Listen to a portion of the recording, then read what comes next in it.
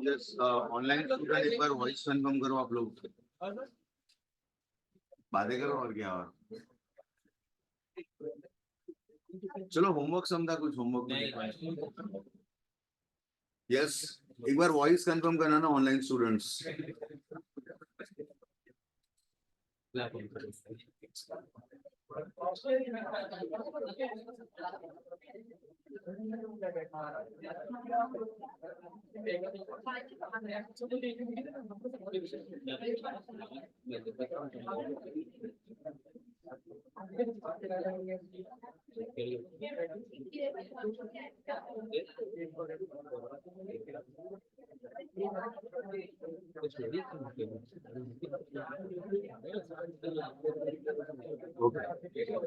चलो एक बार ध्यान देना, ओवरऑल अपने लास्ट क्लास में एक तो कॉस्ट ऑफ कैपिटल को इंट्रोड्यूस करा था, that why exactly we require to calculate that number. ठीक है, वो नंबर क्यों निकालना है, सो दैट आप अगर आपके पास मल्टीपल सोर्स से पैसा आ रहा है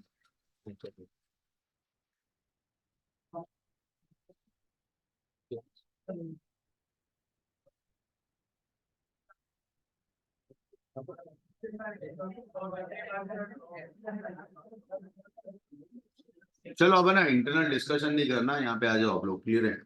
सो फर्स्ट जो कैलकुलेशन हमने करा है ना, that is cost of debt, right. KD calculate करा है, and what is the formula of KD? Interest amount divided by net proceeds into 100, that is the formula. ठीक है, net proceeds means what? Issue price minus flotation cost, और flotation cost का meaning मैंने explain करा हुआ है, clear है। और दूसरा जो इंटरेस्टिंग डिस्कशन था वो ये था, if flotation cost is given in terms of percentage, that percentage will be of issue price। issue price पे गिनना है, ये अपने डिस्कस कर चुके हैं, क्लियर है। जो नेक्स्ट ऑपरेशनल चैलेंज है ना, वो था कि मार्केट प्राइस दिया हो तो क्या करना है। इनफैक्ट एक सम तो मैंने लिखवाया आपको, तो वहां पे क्या था, लेट से लास्ट वाला सम देखना आप लोग, ये रहा। 100 rupees debenture issued at a premium of 25 and the flotation cost is 2%, and interest rate what? 12%, और market price of the debenture is what? 128। Clear है ये? तो यहाँ पे आपने ना अब ये जो मार्केट प्राइस है उसको इग्नोर करा है, इग्नोर करा है ना आपने।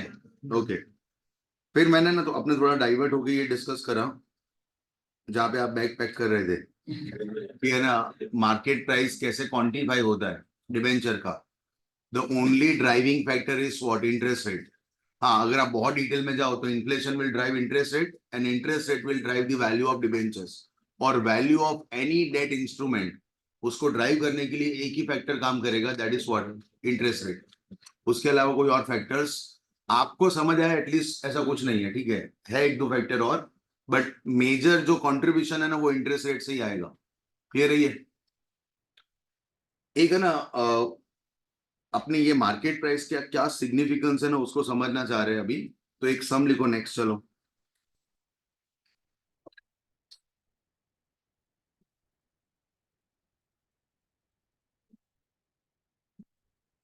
तेरे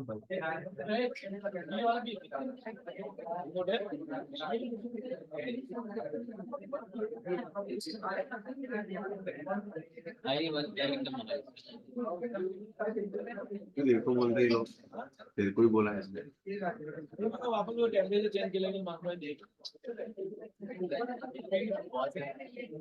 बहुत नफरत है किसी को चाहिए, किसी को नहीं चाहिए। चलो आप ध्यान देना यहाँ पे, लिखो next example, calculate cost of debenture. आपने देखा पहले वाला लेक्चर? वापस पढ़ा मैं पहले से। चलो, calculate cost of debenture if ABC Limited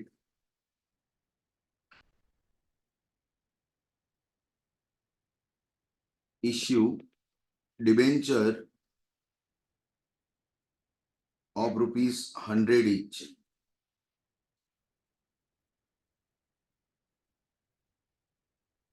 Interest rate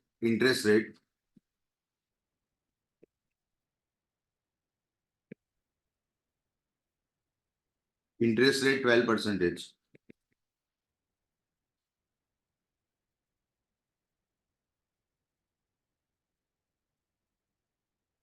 Flotation cost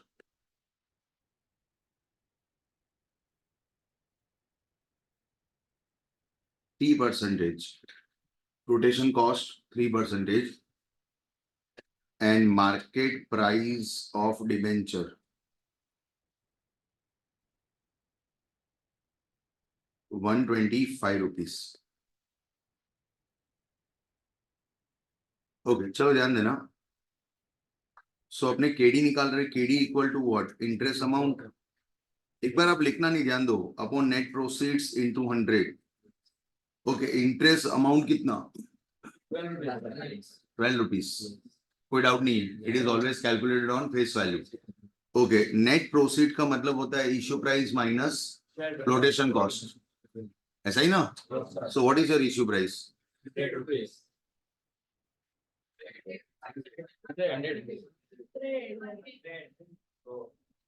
100 ऐसा लिखा है क्वेश्चन में कि नहीं लिखा है? लिखा है। एक बार वापस रीड करो।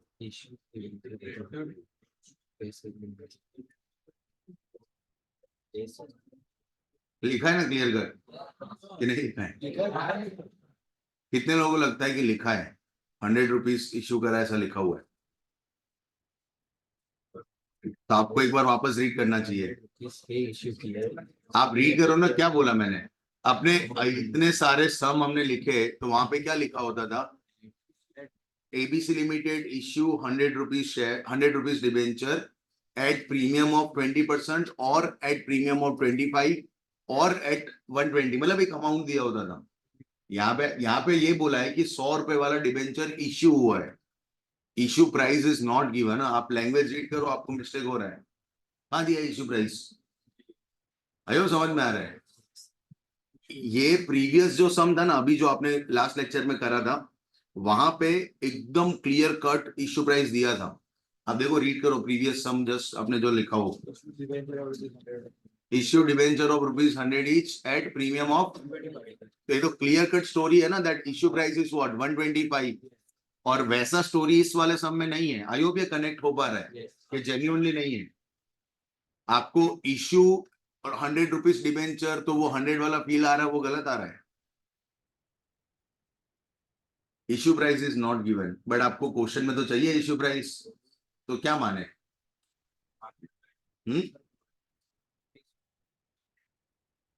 दो ऑप्शन है आपके पास, एक 100 रुपए फेस वैल्यू और एक market price 125। Market price, face value. हाँ, इश्यू प्राइस नहीं दिया है, वो कंफर्म हो गया, issue price is not given. अभी यहाँ पे ऐसा बोला होता ना कि issued at a premium of 20%, तो स्टोरी खत्म था। फिर मार्केट प्राइस को डिसरिस्पेक्ट कर दे या फेस वैल्यू को भी डिसरिस्पेक्ट कर दे, क्योंकि जब जो चीज ढूंढ रहे वो दिया है, issue price is categorically mention, तो फिर उसी को ले लेंगे ना सीधा। Since it is not given, तो डाउट ये आ रहा है कि अब क्या ले, कि फेस वैल्यू ले कि मार्केट प्राइस ले। क्या लगता है, बोलो कितने लोगों को लग रहा है we should consider 100 rupees as a issue price, 100 rupees ले लेना चाहिए?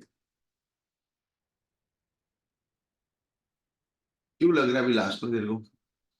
ये तो सब वो कनेक्टेड है, ठीक है, एक ने हाथ ऊपर करा तो कर दिया, तो थोड़ा दूर बैठा है। क्यों लग रहा है 100? ऐसा मन हो रहा है? ऐसा कहाँ लिखा है? आ गया यहाँ पे, तू क्या अभी घर पे है? यहाँ पे आ गया ना? मेंटली पूछ रहा हूँ। अपने ये बात हुई कि इश्यू 100 पे, ऐसा नहीं है। इश्यू 100 रुपीज डिबेंचर ऐसा बोला है, इश्यू एट 100 ऐसा थोड़ी लिखवाया है। चलो 100 रुपीज क्यों लग रहा है अपने को?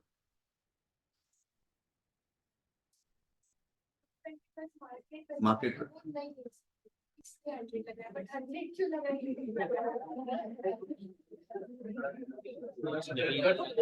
ओके ओके, चलो बाकी कोई है क्लैरिफाई से, तूने भी हाथ ऊपर करा, प्रॉपर सुनाएगा ना?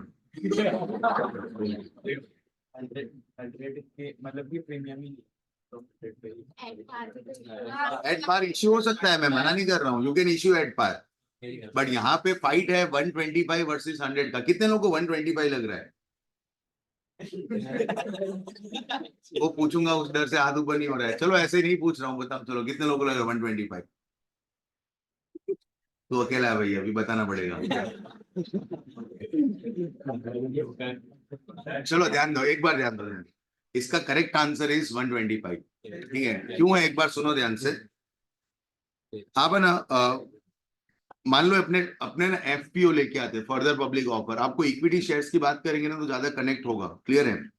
रिलायंस ने, लेट्स से रिलायंस का एग्जांपल ले रहे हैं कि जब आज से 20-25 साल पहले जब भी उन्होंने, कंपनी ने आईपीओ लाए थे ना, वो लोग वो 100 रुपए के रेट पे लाए थे और फेस वैल्यू भी वही था, और उन्होंने 100 रुपए में इश्यू करा है, ठीक है? ये इश्यू प्राइस था। वैसे ऐसा होता नहीं है, मैं पहले भी बोल चुका हूँ, जनरली प्रीमियम पे इश्यू होता है इक्विटी का शेयर, क्लियर है? बट मान लो जब कंपनी इंट्रोड्यूस हुई ना, इनकॉर्पोरेट हुई, तभी उन्होंने इश्यू करा है, तो यही होगा, कोई प्रीमियम देगा ही नहीं। अब हुआ है क्या कि आज से 25 साल हो गए, इसका फेस वैल्यू 100 का 100 है, बट इसका मार्केट प्राइस बढ़ के हो गया है 3,000 रुपए, क्लियर है? 3,000। अब आज company want to come up with an FPO, ठीक है, फर्दर पब्लिक ऑफर लेके आ रही है, और उन्होंने ये बोला कि हम एक शेयर 2900 में इश्यू करना चाह रहे हैं। उन्होंने बोला इश्यू प्राइस, तो आपके लिए नेट प्रोसीड्स में इश्यू प्राइस जो चाहिए आपको, वो तो दिया है ना कि 2900 में इश्यू करना चाह रहे हैं, तो कोई इफ्स एंड बट है ही नहीं। जैसे अभी तक सारे सम में आपको इश्यू प्राइस दिया होता था, तो आपने इश्यू प्राइस ही ले लिया है, क्लियर है? बट मैं आपको ये बोल रहा हूं कि मान लो क्वेश्चन में ये नहीं बोला है कि issue price is not given, तो आपका इंट्यूशन क्या कहता है? रिलायंस अपना शेयर जो मार्केट प्राइस चल रहा है उसके आसपास इश्यू करेगा, कि जो उसका फेस वैल्यू था उस पर इश्यू हो जाएगा नया शेयर? Market price. आप पिन पॉइंट नहीं पकड़ सकते कि मार्केट प्राइस पे ही करेंगे, बहुत रियलिस्टिकली बोले ना तो मार्केट से थोड़ा कम प्राइस पे होगा, क्योंकि मार्केट में 3,000 में बिक रहा है, तो एज अ इन्वेस्टर्स अगर आपको शेयर चाहिए तो मार्केट में रेडी अवेलेबल है, आप 3,000 दो, शेयर मिल जाएगा। अगर आप फर्दर पब्लिक ऑफर के थ्रू वो सब्सक्रिप्शन करने गए तो आपको लाइन में लगना पड़ेगा, शायद मिले भी नहीं भी मिले, तो वो जो लाइन में लगना पड़ेगा ना, उसकी वजह से company will offer you certain percentage of discount in compare to market price, in compare to market price. तो रियलिस्टिकली बोले ना तो 3,000 से थोड़ा कम, शायद 2950, 2900, 2850 ऐसे कोई प्राइस पे इश्यू करेंगे वो लोग। है वो समझ में आ रहा है? 100 रुपए पे थोड़ी इश्यू हो जाएगा। Same goes with debenture. मान लो एक डिबेंचर, जैसे अपने ना, ध्यान दो यहाँ पे, जो लास्ट क्लास अपने एसबीआई वाला एग्जांपल चल रहा था कि भाई एसबीआई ने पहले 100 रुपए का डिबेंचर इश्यू करा है। सी, ये आपको डाउट क्रिएट करवा सकता है। 100 रुपए का डिबेंचर इश्यू करा था 20 साल का, उस पर रेट कितना दे रहे थे वो? 8%। अब मैंने ये बोला कि जब 10 साल खत्म हो गए ना, SBI want to come up with an again a fresh issue of debenture, तो ये भी काइंड ऑफ एफपीओ हुआ ना, फर्दर पब्लिक ऑफरिंग, बट ये डेट का है।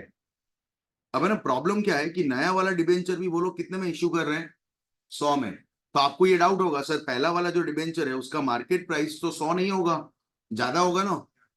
100% ज्यादा होने वाला है, बिकॉज अब मार्केट में रेट कितना हो गया था? 6.5। अब उस पे कितना रेट मिल रहा था 8।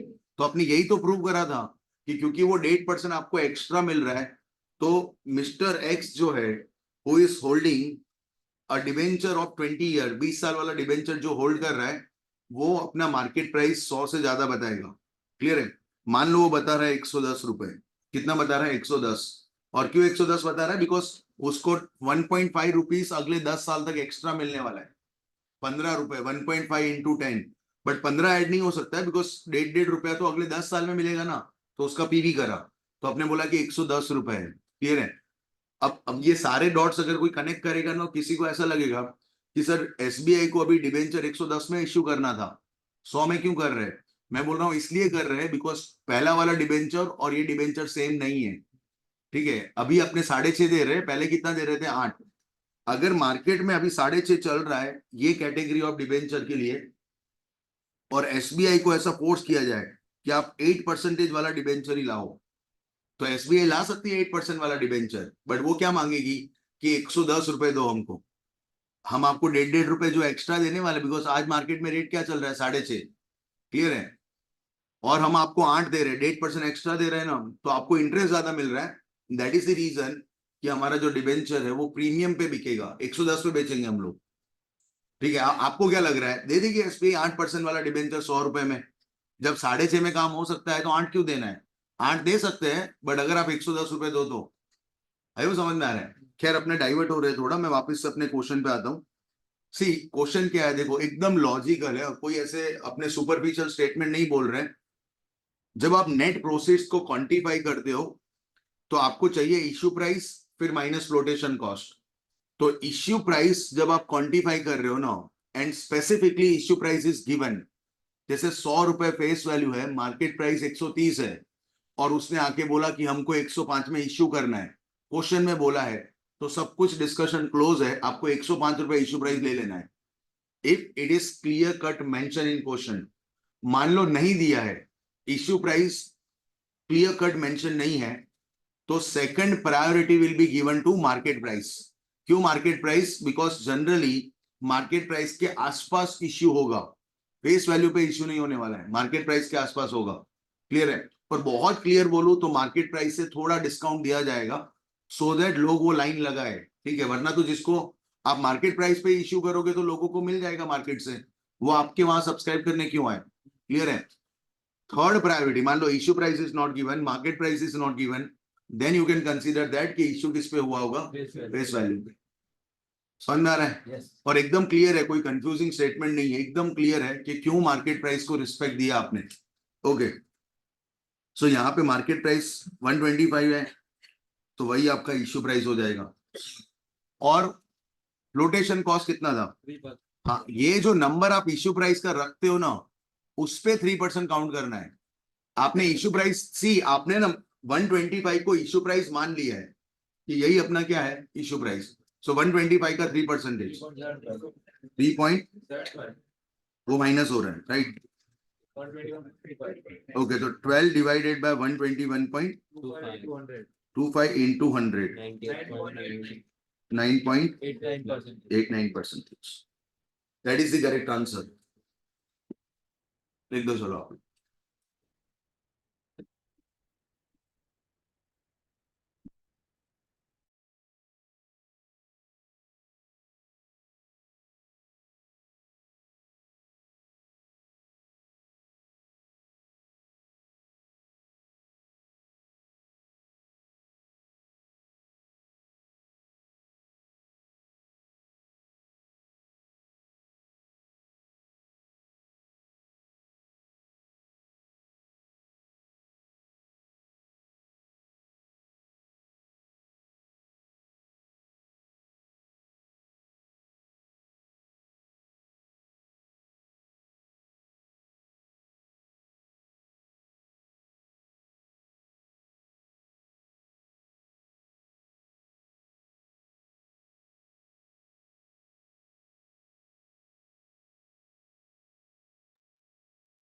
चलो हो गया, कंप्लीट हो गया। अपने ना नोट लिख देते हैं, ये जो अपने वो सीक्वेंस डिसाइड करा है ना, उसका एक नोट लिख दो। नोट करके लिखना, while calculating while calculating net proceeds,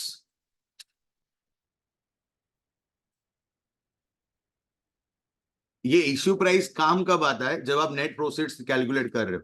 तो while calculating net proceeds for issue price,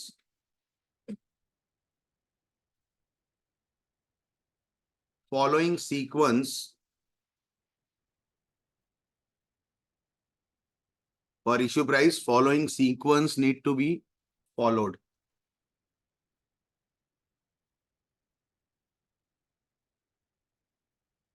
following sequence need to be followed. उसमें पहली प्रायोरिटी किसको है? इश्यू प्राइस को ही. अगर इश्यू प्राइस दिया है तो सब कुछ साइलेंट है, आपको उसी को ले लेना है. तो फर्स्ट प्रायोरिटी फर्स्ट करके लिखना इश्यू प्राइस, सेकंड लाइन में लिखना मार्केट प्राइस,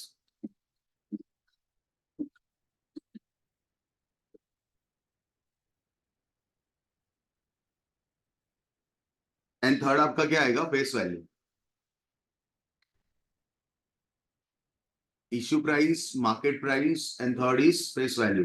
मैं आपको वापस से बोल रहा हूं कि ये सारा डिस्कशन, एक तो flotation cost is a percentage of issue price, then ये sequence cost of debt, cost of preference और कॉस्ट ऑफ इक्विटी तीनों में चलेगा.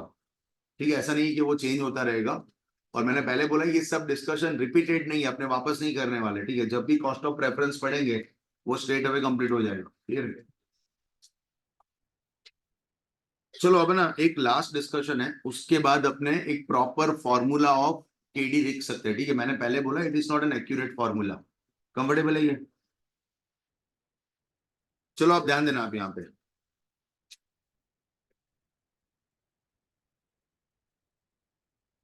सपोज एक मिस्टर एक्स है जिसको एक बिजनेस स्टार्ट करना है, एंड उसके लिए जो फंडिंग रिक्वायर्ड है ना, that is only 1000 rupees. Clear है?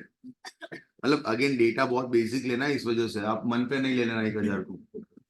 सो 1000 रुपए अपने बिजनेस में लगाना है, and what you have decided कि पूरा का पूरा पैसा इक्विटी से फाइनेंस करवाएंगे. ठीक है, मतलब पूरे पैसे आप कहाँ से लाए? इक्विटी से. और आपने ये पैसा बिजनेस में लगाया, और पूरे साल में आपने जो सेल्स जनरेट करा है ना, वो है 800 रुपीज का. क्लियर है? 800 रुपीज का क्या हुआ है? सेल्स. उसके सामने मटेरियल और ये सब जो हुआ था वो था 300 रुपीज, मटेरियल लेबर. तो ये ग्रॉस प्रॉफिट आया आपका 500. आयो वैसा पढ़े, अपने ट्रेडिंग अकाउंट होता है. क्लियर है? फिर ये पीएनएल में ट्रांसफर होगा जीपी. ओके, उसके बाद पीएनएल में आपकी सैलरी है, रेंट मान लो, और एडमिन कॉस्ट, ये सारे कॉस्ट आपके यहाँ पे आएंगे. ठीक है, और दैट इज अमाउंटिंग, वो जो है वो है, लेट से सैलरी है 100 रुपए, रेंट 150 था, और एडमिन एक्सपेंस 50 है. सो ये 500 में से कितने कट हो गए? 300. तो net profit that is available to you, it is what? 200 rupees. Clear? Net profit is what? 200. अब ना अपने यहाँ तक पढ़े, बट अगर आप आगे का स्टोरी देखो ना, तो इस पे टैक्स लगता है. 200 पे आपको टैक्स पे करना पड़ेगा, और इसमें टैक्स लगा है at the rate of 30%. Indian context की बात करें तो 30% देना पड़ेगा. तो 200 का 30% 60. तो इक्विटी वालों के हाथ में कितने रुपए आए? 140 रुपीज नेट उनके हाथ में आए. कंफर्टेबल है ये? अब ना मान लो ये अपने ना एग्जीक्यूट नहीं करा, ये प्लान है कि इस तरीके से चीजें ऑपरेट होगी. अगर अपने 1000 रुपए पूरे इक्विटी से लाते हैं तो ईयर एंड में we will get 140 rupees as a net return 140 rupees आएगा, और वो भी आफ्टर टैक्स कॉन्टेक्स्ट में. ठीक है, प्री टैक्स नहीं, after tax you will get 140 rupees. Clear है? अब दूसरा प्लान क्या है, ध्यान दो कि मिस्टर एक्स क्या बोल रहे हैं कि टोटल 1000 रुपए चाहिए ना. एक काम करते हैं, out of that 400 rupees debt से लाते हैं अपने, मतलब डिबेंचर इश्यू करते हैं, और 600 रुपए इक्विटी का पैसा लगाते हैं अपने. क्लियर है? और ये जो डेट है उस पे जो इंटरेस्ट बेयर करना है ना, वो है 15%. ठीक है, इंटरेस्ट का रेट कितना था आपका? 15. तो 400 पे 15%, 60 रुपए का इंटरेस्ट जाएगा.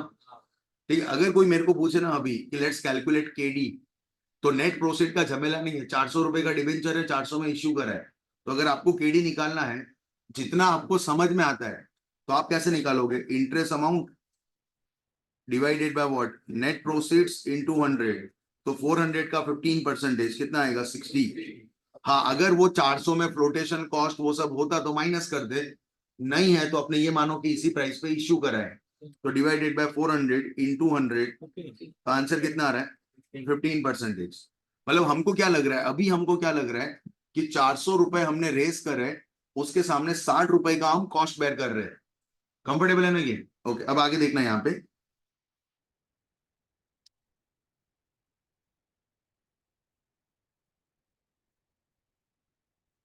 चलो आप ना, आपका जो प्रोजेक्शन था पहले, वो भी 1000 रुपए कैपिटल लगा के ही था ना, और अभी भी कितने लग रहे हैं? 1000 रुपए।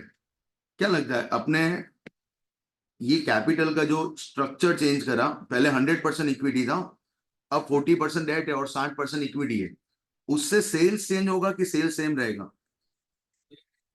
सेल्स क्या होगा? इतना लो कॉन्फिडेंस क्यों आ रहा है? सेम ही रहेगा ना? सेम। आप कोई शॉप पे जाते हो, उसको ये पूछते हो कि लोन पे लिया है, शॉप की खुद का है, लोन पे लिया है तो नहीं लेंगे, ऐसा है? तो ऑब्वियसली सेल्स वो कभी भी अफेक्ट नहीं होगा आपके कैपिटल स्ट्रक्चर से।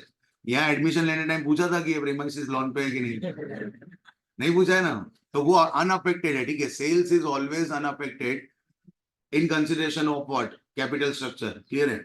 सो ये 800 का 800 रहेगा। उसके अलावा आपके जो मटेरियल एक्सपेंस है, लेबर डायरेक्ट मटेरियल, वो भी 300 रहेंगे। आपका जीपी, जीपी कितना रहेगा? 500।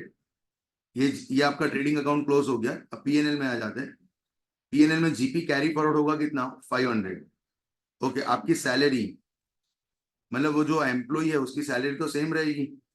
रेंट जो है वो कितना रहेगा? 150। अदर एडमिन कॉस्ट कितना रहने वाला है? 50। कुछ ऐड होगा क्या? इंटरेस्ट, इंटरेस्ट आपको पीएनएल में डेबिट करना पड़ेगा, और वो आ रहा है क्या? 400 का 15%, तो कितना आएगा? 60 रुपीज। तो अब आप काट के देखो तो नेट प्रॉफिट कितना आया? हाँ, 140, हाँ 140 रुपीज आएगा एग्जैक्टली। बट ये बिफोर टैक्स है। हाँ, पहले बिफोर टैक्स कितना आ रहा था? 200। अब बिफोर टैक्स कितना आ रहा है? 140। इस पे टैक्स लगने वाला है ना, tax at the rate of 30, 42 rupees, 42 rupees. हाँ, तो अब आपके हाथ में कितने आए? 98 रुपीज। पहले कितने आ रहे थे? 140। एक बार ध्यान दो, पहले इक्विटी के हाथ में 140 आ रहे थे, कंफर्टेबल है ये? उन्होंने इंटरेस्ट कितना बेयर करा? 60। तो 60 तो अब उनके हाथ में आ ही नहीं रहे, तो एक्चुअली उनके हाथ में कितने आने चाहिए अब? 80। बट अपने कैलकुलेट करा तो आंसर कितना आ रहा है? 98। 80 तो आ रहा है, पहले 140 आ रहा था। अब आपने इंटरेस्ट दिया, वो आपका थोड़ी है, इंटरेस्ट तो थर्ड पार्टी को मिलेगा, डेट प्रोवाइडर को। तो अगर 140 में से 60 आपने इंटरेस्ट दे दिया, तो आपके हाथ में आना कितना चाहिए था? Only 80। But we are getting what? 98। It means what? ध्यान से सुनना, 140 आपको पहले मिल रहा था, अब 98 मिल रहा है। तो आपका इफेक्टिव इंटरेस्ट कितना गया? इफेक्टिव इंटरेस्ट गया 148 में से 98 माइनस करो, 42 रुपीज। बट हमने दिया तो कितना इंटरेस्ट? 60। आपने 60 रुपीज का इंटरेस्ट दिया ना, बट हम जब नेट नेट कैलकुलेट करते हैं तो आपका आंसर कितना आ रहा है कि सिर्फ 42 का ही इंटरेस्ट गया है। आप समझो ध्यान से, हमने सारी चीजें कांस्टेंट रखी है, कुछ भी चेंज नहीं करा है। इंटरेस्ट सिर्फ 60 रुपए एक्स्ट्रा करा, तो 60 रुपए कम हो जाना चाहिए थे, बट कम कितने हो रहे हैं? 42। उसका रीजन है टैक्स। उसका एक ही रीजन है, दैट इज व्हाट? टैक्स। आप ध्यान से सुनो, जब आपने ये 60 रुपए का इंटरेस्ट यहाँ डेबिट करा, तो आपका प्रॉफिट बिफोर टैक्स कम हो गया। प्रॉफिट बिफोर टैक्स कम हो गया तो आपका टैक्स भी कम हो गया। पहले आप कितना टैक्स पे कर रहे थे? 60 रुपीज का, अब वो कम होके कितना हो गया है? 42। मतलब 18 रुपए जो टैक्स के बचे, वो आपका क्या हो गया? Saving. It means what? It means, ध्यान से सुनना, अभी तक जो आप बोल रहे थे ना, अपने यहाँ पे कैलकुलेट करा, देखो कि हमने 400 रुपए रेस करे हैं, उसमें 60 रुपए का इंटरेस्ट दिया है, 60 रुपए का इंटरेस्ट दिया, ये एकदम परफेक्ट डायलॉग है।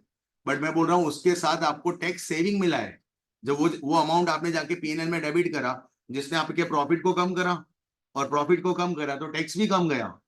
तो 60 रुपीज जो पीएनएल में डेबिट हुए, उतना टैक्स कम लग रहा है ना? कितना टैक्स कम लगेगा? 60 का 30% करो, जो टैक्स रेट चल रहा है। 18 रुपए का क्या हुआ है? Tax saving.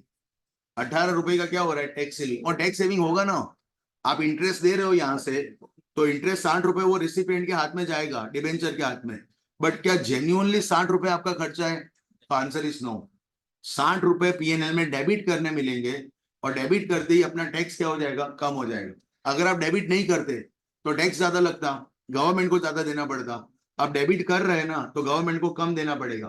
तो नेट नेट आपका खर्चा कितना हुआ, ₹60 जो इंटरेस्ट दिया माइनस जो टैक्स सेविंग हुआ, टैक्स सेविंग कितना, 18।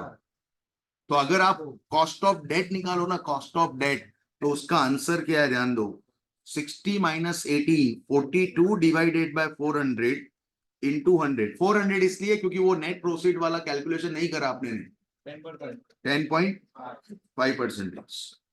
It is the correct answer, क्योंकि आप इंटरेस्ट जो है वो पीएनएल में डेबिट कर सकते हो। और हम लोग एक बात सुनना ध्यान से, आप लोग एकदम एक्यूरेट कैलकुलेशन के लिए बैठे हैं, अपने लमसम कैलकुलेशन के लिए नहीं बैठे। क्लियर है? तो टैक्स सेविंग हो रहा है अगर, तो उसको एज अ इनफ्लो मानना पड़ेगा और आपको एग्जैक्ट कैलकुलेट करना पड़ेगा।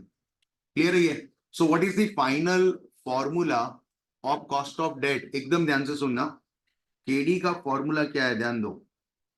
आई मीन्स इंटरेस्ट इनटू, ध्यान देना, 1 minus tax rate. 1 minus tax rate क्या काम कर रहा है वो देखते हैं अपने, divided by net proceeds into 100। Okay, interest amount कितना था आपका, ₹60। 1 minus tax rate, 1 minus tax rate कितना, 0.30। मतलब अगर आप ₹100 दे रहे हो ना, तो ये 30% को कट कर देगा, और आपका 70% ही कॉस्ट है, क्योंकि जितना अमाउंट दोगे उस पर 30% टैक्स सेविंग होना है। डिवाइडेड बाय नेट प्रोसीड कितना था आपका, 400 इंटू 100, तो 60 इंटू 0.7, 0.7 समझ में आ रहा है, 1 minus 0.3। Okay, whole divided by 400 into 100, तो ये कितना आ रहा है, 42 divided by 400 into 100। So that is the perfect formula of cost of debt. चलो, कोई डाउट है तो अभी बोलना आप लोग, कोई कंफ्यूजन हो तो। No. क्लियर है ये? यस।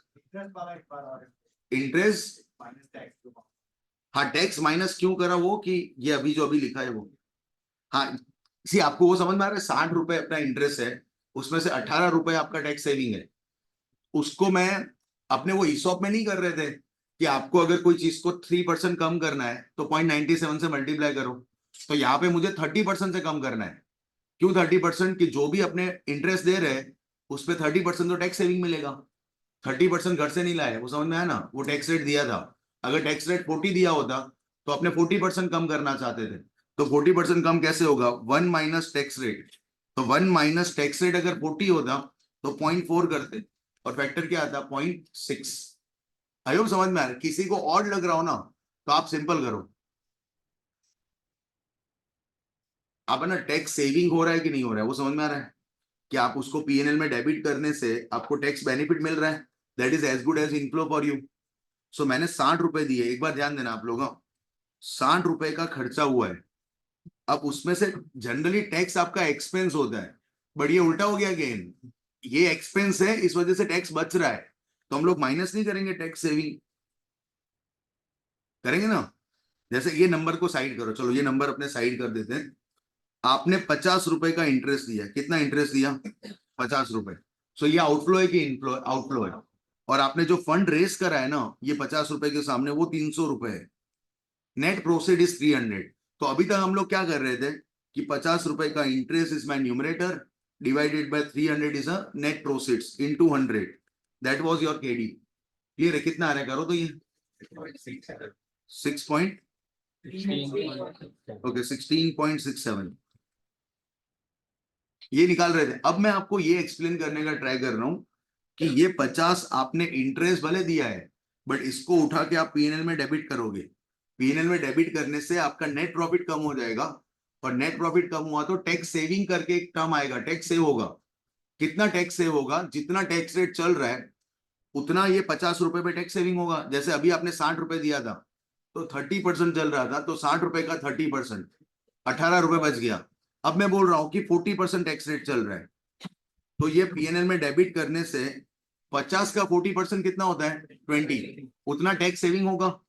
ठीक है, तो अगर अपने इनफॉर्मली लिखे बहुत बेसिक तरीके से, तो क्या होगा, 50 में से 20 माइनस करो, ठीक है, divided by 300 into 100, 10%, so 30 divided by 300 into 100, तो ये क्या आएगा 10%. 10%। अब मैं बोल रहा हूँ कि ये थोड़ा मतलब डेकोरेटिव नहीं लगता है प्रॉपर, ठीक है, इसको फॉर्मूला में मेरे को सजाना हो ना, वो क्या है कि interest I into 1 - T. 1 - T मतलब क्या, जो टैक्स सेविंग हुआ है ना उसको एलिमिनेट करो, क्लियर है, डिवाइडेड बाय व्हाट 300, तो आपका इंटरेस्ट कितना था 50, interest amount is 50 into 1 - tax rate क्या बोला मैंने 40, तो 40 के बदले क्या लिख रहे हैं 0.4, तो यहाँ पे 0.4 करते ही ये क्या हो जाएगा 50 इंटू 1 - 0.4 इज व्हाट 0.6। ये अपने वही हो रहा है जो ईसॉप में करा था, अगर आपको 3% कम करना है तो आप मल्टीप्लाई बाय क्या करते हो 0.97। 0.97 कैसे आया 100 - 3, यहाँ पे मेरे को 40% कम करना है बिकॉज टैक्स 40% बचा है, अगर 30 होता तो 30 कम करना है, तो मैं उसको 1 - 0.3 करूं या 1 - 0.4 करूं, अगर 40% है तो वो इफेक्टिवली कन्वर्ट होके क्या हो जाएगा 0.6। कंफर्टेबल है, Yes. ये भी चलेगा, इसमें कोई प्रॉब्लम नहीं है, ठीक है, बट आपको मोर और लेस सब में इस तरीके से दिया होगा डेटा, आपको नहीं सेट हो रहा है तो you can keep like interest amount minus tax saving in terms of amount divided by net proceeds, clear है नहीं, ओके, चलो तो ये फॉर्मूला लिख लो आप फाइनली, KD इक्वल टू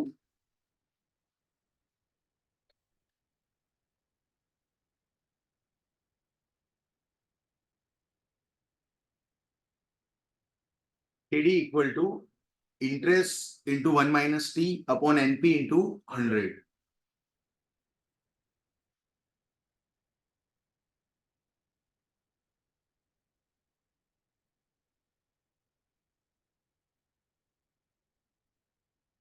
चलो सेट हो रहा है ना ये परफेक्ट, चलो नेक्स्ट एग्जांपल लिख लो लास्ट, आपको समझ आ रहा है,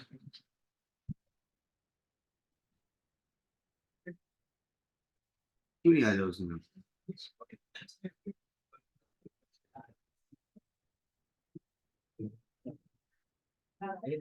चलो लिखो कैलकुलेट KD, लास्ट क्लास कौन लोग नहीं थे हाथ ऊपर करो ना,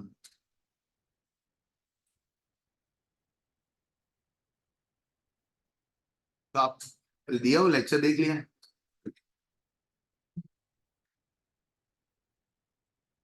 देख लिया, ओके ऑनलाइन थे मतलब थे ऐसे, आप देख लिया, समझ में आ रहा है अभी, बाकी लोग देख के आओ ना, अब लेक्चर मिस हो गया है तो वीडियो लेक्चर का फैसिलिटी इसीलिए दिया है, वो अब एक बार रात को जो स्क्रोलिंग करते हैं ना उसको बंद कर देना चाहिए, ये देख लेना चाहिए। मैं ना एक एक एक चीज में बोल रहा हूँ, आप ध्यान से सुनना, ये आपको ना मैं ये कांस्टेंट बोलता रहूंगा बिकॉज मैं पहले भी बोल चुका हूँ, maximum drop out ratio intermediate में है, फाइनल में आके कोई ड्रॉप नहीं होता है, क्लियर है, मैंने अपने वहां से 10 साल की हिस्ट्री में शायद 10 लोग देखे होंगे ऐसे जो फाइनल में एंटर करने के बाद ड्रॉप हो गए, ठीक है, फिर छोड़ दिया, 10 से ज्यादा लोग नहीं होंगे, इंटरमीडिएट में आप गिन नहीं सकते उतने होंगे, सो ना आप अपने साइड से इंश्योर करो कि जितने एफर्ट्स ये कोर्स के लिए रिक्वायर्ड है ना उतने तो करें अपने, फिर भी रिजल्ट आएगा कि नहीं उसका गारंटी नहीं है, बट एफर्ट्स आप अपने साइड से करने पड़ेंगे, और थोड़ा सिंसेरिटी चाहिए, मैं ऐसा बोल रहा हूँ, ठीक है, वो जो अप्रोच आपका है ना कि होता है करते हैं करेंगे, ये नहीं चलने वाला है, आप बहुत मतलब बुरा फंस जाओगे, और सबसे बड़ा चैलेंज क्या पता है कि आपने ना अभी तक फेलियर रिजल्ट नहीं देखा है, और उसको प्रोसेस करना बहुत सारे लोगों का काम ही नहीं, ठीक है, वहीं पे आप सरेंडर कर दोगे,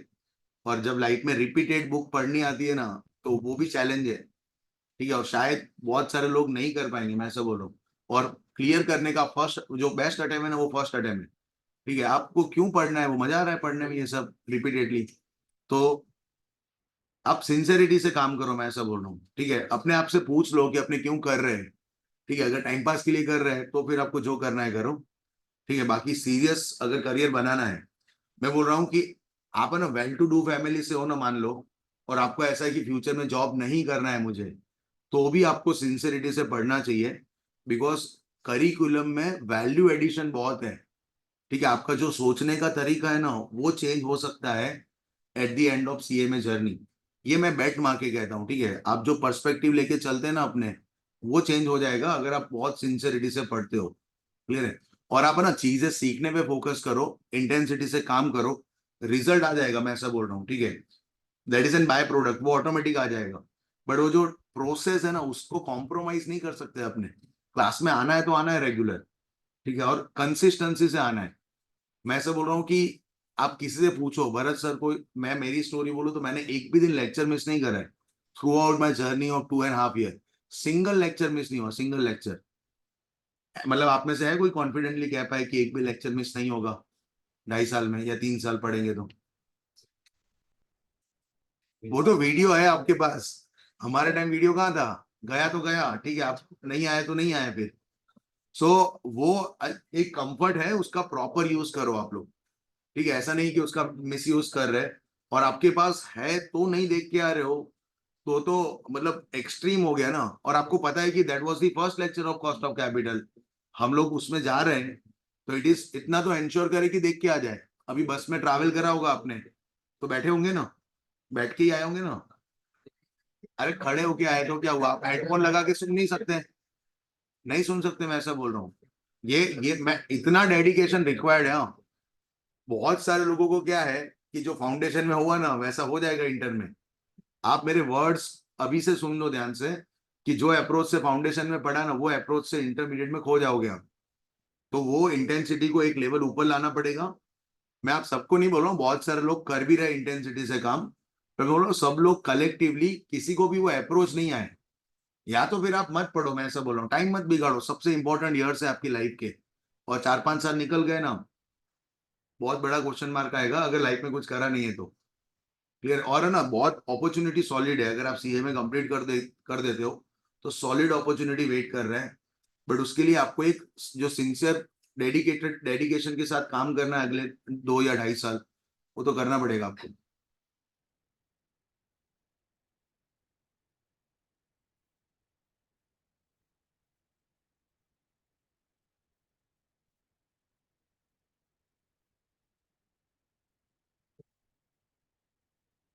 चलो लिखो, आप एग्जाम्पल लिखो।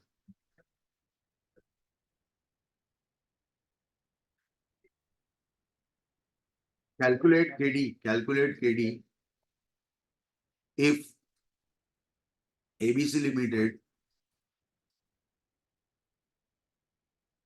issued equity share of rupees 100 each at a premium of 22%, at a premium of 22%। मतलब 100 रुपीज का शेयर है, आपने इश्यू कितने में करा है? 122। Interest rate 15%, interest rate 15%। मैंने क्या लिखा है? Debenture, debenture. इक्विटी में पहुंचे नहीं अपने। डिवेंचर, डिवेंचर की बात चल रही। Okay, interest rate equal to 15%। Market price of debenture, market price of debenture 125 rupees, and tax rate 40%।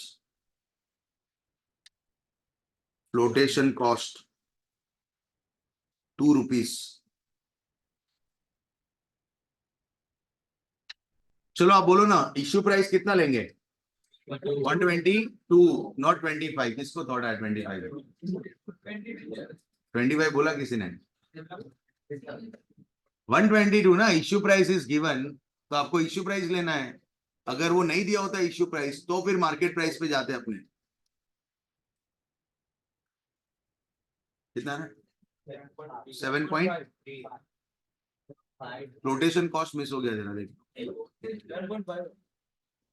2 rupees लेना है, 2 रुपीज।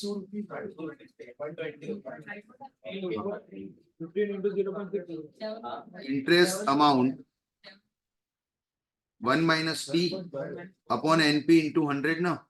सो इंटरेस्ट किस पे देना है आपको? 100 पे, तो 15 रुपए हो गया। 1 माइनस 0.4, 0.4 समझ में आ रहा है ना? टैक्स को कट करना है. नेट प्रोफिट में issue price minus flotation cost. Your issue price is what? 122 minus flotation cost 2. तो न्यूमरेटर आपका कितना आ रहा है? 9 रुपीज. 9 divided by 120 into 100. क्या हो गया तेरा? नहीं, एरर क्या हुआ था?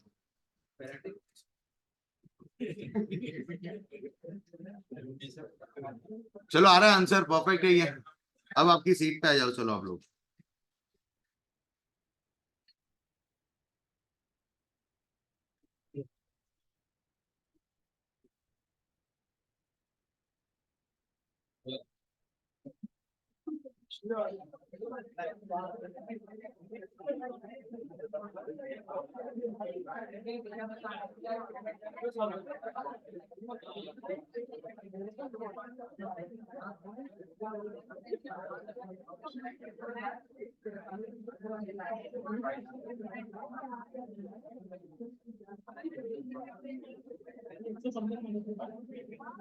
डिस्काउंट भी इशू हो जाएगा उसमें क्या रहेगा?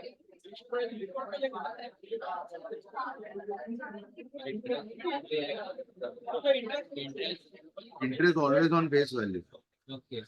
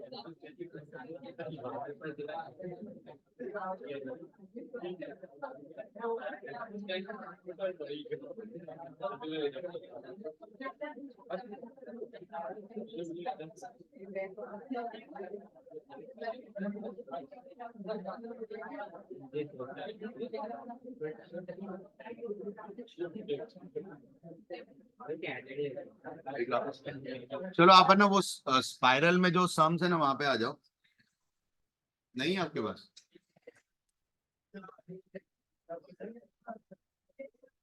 सम नंबर 60, पेज नंबर 62 पे आ जाओ. Page number 62.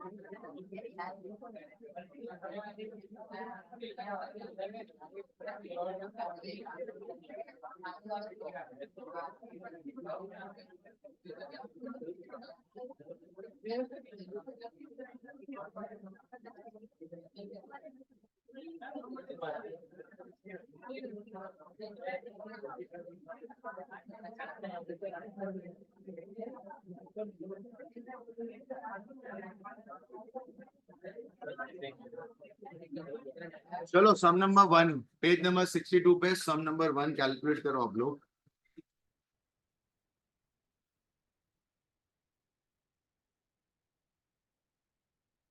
बोरो लिमिटेड इश्यूड. चलो रीड करना. बोरो limited issued 10,000. 10,000 is total number of debenture, right? 10% debenture of rupees 100 each. So interest rate is what? 10% on 1st April, and the cost of issue is 25,000. Cost of issue का मतलब होता है flotation cost. सो वो total में दिया है कितना? 25,000. और अगर आपको पर डिबेंचर सम चलाना है तो आपका फ्लोटेशन कॉस्ट होगा 2.5 रुपीज. 2.5 rupees, right? अब आगे देखना. कंपनी टैक्स रेट इज 35, तो 1 माइनस टी करने में काम आएगा. Okay. Debenture cost, determine the cost of debenture if they were issued at par. Issued at par मतलब इश्यू प्राइस कितना है? 100. Issue price 100 means net proceed is 97.5. 97.5 होगा ना. इश्यू में से आप फ्लोटेशन कॉस्ट माइनस करोगे तो एक बार ये सम कैलकुलेट करना है, considering issue price equal to 100. Second time at a premium of 10%. At a premium of 10 मतलब इश्यू प्राइस क्या, 110. इंटरेस्ट 100 पे ही देना है. हाँ, इंटरेस्ट आपको 100 पे करना है. इश्यू प्राइस 110 होगा.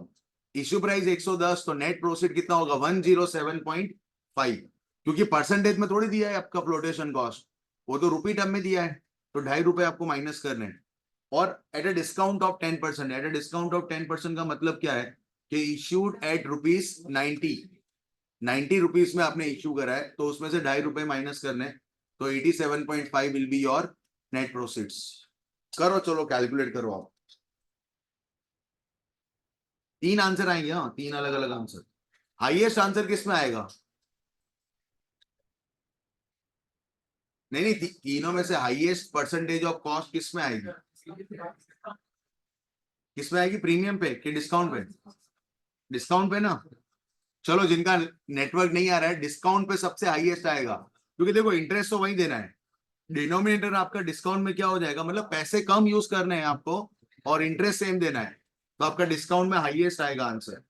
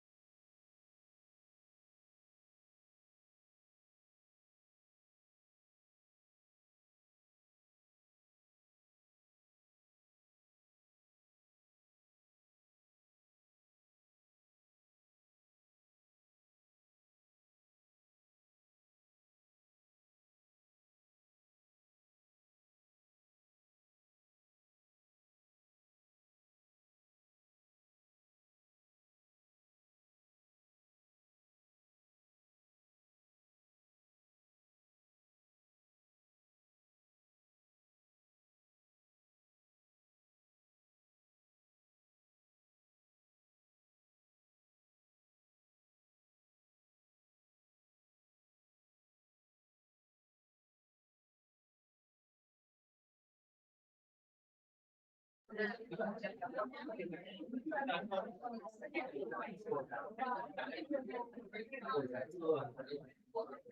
आप देखना यहाँ पे, ये again basic category of some है, बहुत ही बेसिक सम है जिसमें आपको 3 बार कैलकुलेट करना है, सो दैट वो जो मतलब अब क्या हुआ है, आप कलेक्टिवली सारे एडजस्टमेंट एक साथ देख रहे हो, नेट प्रोसीड्स का भी देख रहे हो, ऊपर टैक्स का भी साथ में देख रहे हैं अपने, क्लियर है। चलो ध्यान देना यहाँ पे,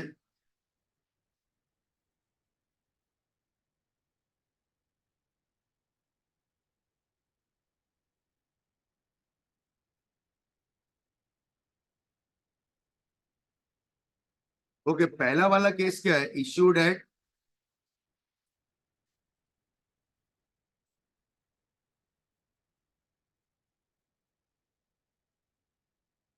ओके फर्स्ट स्टोरी में आपको इश्यूड एट पार, एक बार ध्यान देना आप लोगों, कुछ लोगों का बहुत बेसिक सा एरर हो रहा है, अभी भी होना नहीं चाहिए, ठीक है, अपने एक एक चीज सेपरेटली सीखे। अब ना ये सम आप दो तरीके से चला सकते हो, एक है पर डिबेंचर और दूसरा आप इसको टोटल में भी चला सकते हो, ठीक है।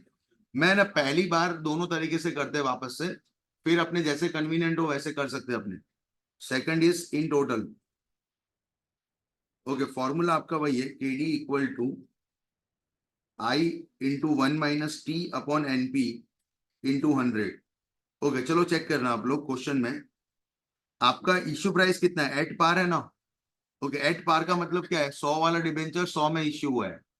इंटरेस्ट रेट कितना है, interest irrespective of your issue price, interest आपका फेस वैल्यू पे ही पे होता है, आप उसको 100 वाला डिबेंचर 100 में दो, 120 में दो कि फ्री में दो, इंटरेस्ट तो आपको 100 पे ही देना है, क्लियर है। तो यहाँ पे आपका 10 रुपीज आएगा, into 1 - tax rate is what 35।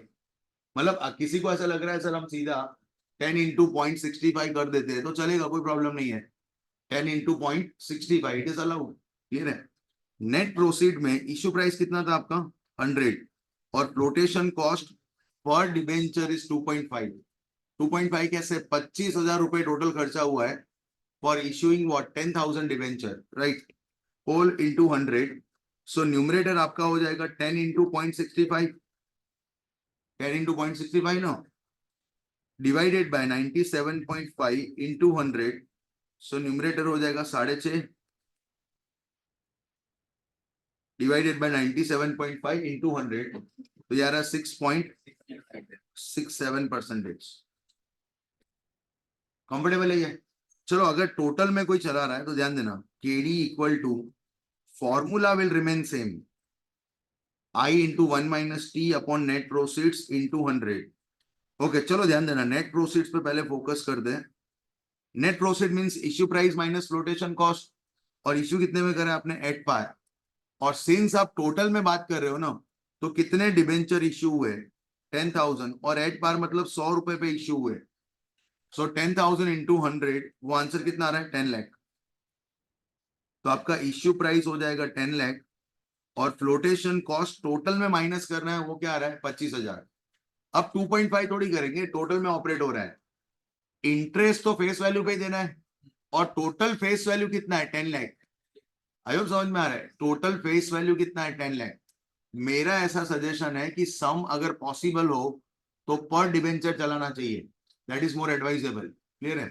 सो 10 लाख पे कितना परसेंटेज 10%, तो आपका इंटरेस्ट कितना आ रहा है 1 लाख इंटू 1 - 0.35 इंटू 100। ओके आपका न्यूमरेटर कितना हो गया 65,000, 9,75,000 इंटू 100, तो इवेंचुअली ये भी क्या आ रहा है 6.67। कंफर्टेबल है। चलो अगर आपने टोटल में चलाया है तो कोई प्रॉब्लम नहीं है, बट आपको याद ये रहे कि इश्यू प्राइस और इंटरेस्ट अमाउंट का कोई कनेक्शन नहीं है, फेस वैल्यू और इंटरेस्ट का कनेक्शन है, क्लियर है। चलो सेकंड देखना आप लोग, सेकंड क्या था, issued at premium of 10%। Okay K D equal to I into 1 - t/np into 100।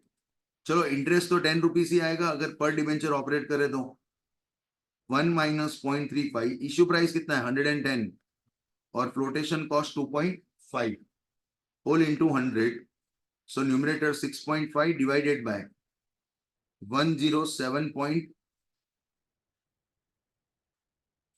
107.5 into 100 6.0. 6.05 या 04, ठीक है, राउंड अप करके आप लिख सकते हो, कोई प्रॉब्लम नहीं. Then finally at discount of 10% is ना same formula KD equal to I into 1 minus T upon NP into 100. चलो इंटरेस्ट आपका 10 रहेगा, 1 माइनस 0.35.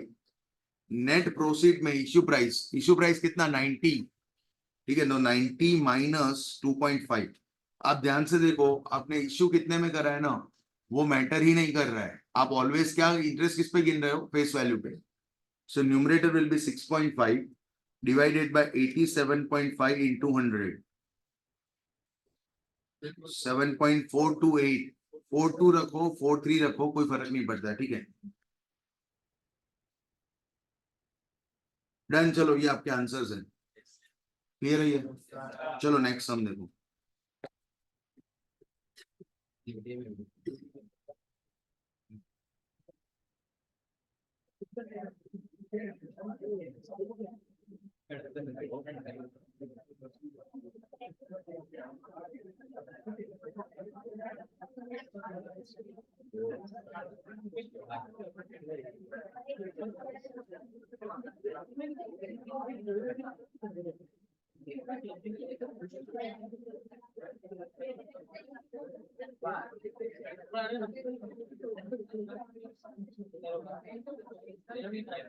सम नंबर 12 का पार्ट 1, ठीक है, 12 का पार्ट 1 आप देखो. चलो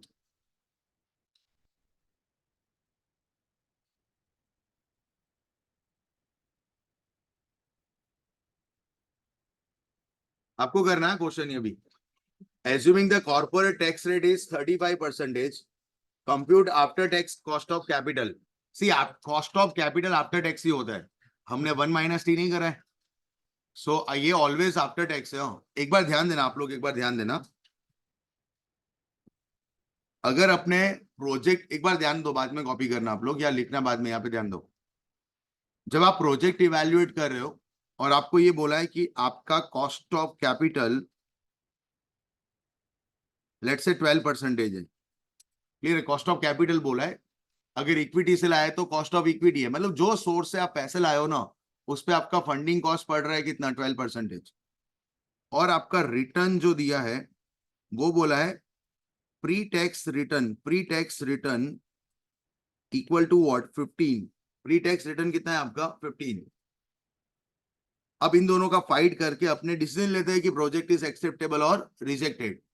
क्या लग रहा है इसमें, प्रोजेक्ट एक्सेप्टेड और रिजेक्टेड? रिटर्न कितना आ रहा है और कॉस्ट कितना है, तो प्रोजेक्ट, इसका आंसर दे नहीं सकते अपने. क्यों? कॉस्ट ऑफ कैपिटल जो है ना, it is always coated after tax, कि टैक्स के बाद मेरा फंडिंग कॉस्ट कितना है. जैसे अगर टैक्स नहीं गिने तो आपका फंडिंग कॉस्ट बढ़ जाएगा ना.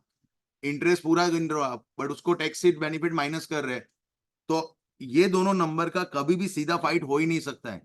You have to convert that into post tax. इसको क्या कन्वर्ट करना पड़ेगा आपको, पोस्ट टैक्स में. तो return in terms of post tax चाहिए, so that you can compare with cost of capital, because cost of capital is always quoted in terms of what, post tax. Clear है नहीं ये? Post मतलब इसमें doubt ही नहीं है, आपको बोला जाए cost of capital means it is post tax. Clear है?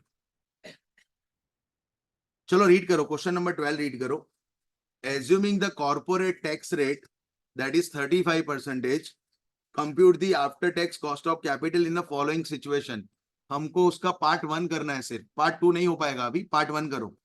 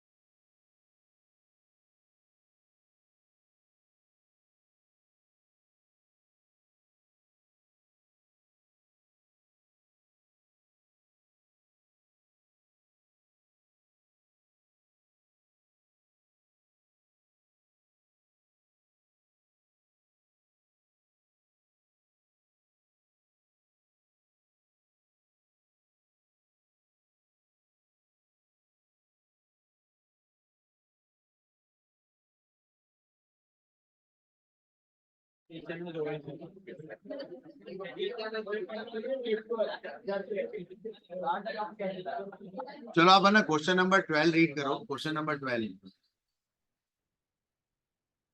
Perpetual 15% debenture. 15% is what? That is interest rate of rupees 1000. 1000 is the face value. इस पे आपको इंटरेस्ट देना है. Sold at a premium of 10. Premium of 10 मतलब 1000 वाला कितने में इश्यू करोगे? 1100 में. And with no flotation cost. मतलब जो आपका इश्यू प्राइस है, that is your net proceeds.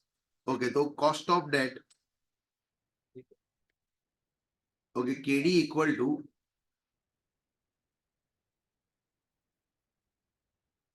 interest amount 1 minus T upon NP into 100. Okay. चलो आपका इंटरेस्ट रेट बताओ. इंटरेस्ट रेट बताओ. 15%. सो 1000 का 15% कितना आएगा? 150. आई होप ये समझ आ रहा है कि इश्यू प्राइस पे नहीं देना है, फेस वैल्यू पे देना है. अगर किसी ने 15 रुपए रखा है तो वो घर जाए. ठीक है, बिकॉज आपने वो 250 रुपए रख के एक सम करा था. आप याद करो, एक 200 या 250 रुपए रख के सम करा था टू अवॉइड दिस मिस्टेक, कि ये मिस्टेक नहीं हो जाए अपने से. तो 1000 का 15%, 150 into 1 minus tax 0.35. Okay, net proceed is 1100 ना, क्योंकि इश्यू प्राइस वही नेट प्रोसीड्स है, उसमें से फ्लोटेशन कॉस्ट माइनस नहीं कर रहे हैं. इंटू 100. ओके, 150 को अगर अपने पोस्ट टैक्स कर दे 0.65 डिवाइडेड बाय 1100 इंटू 100. चलो 150 into 0.65 97.5 divided by 1100. 8.86 is the correct answer. 7 point something आया था तेरा, क्या हुआ?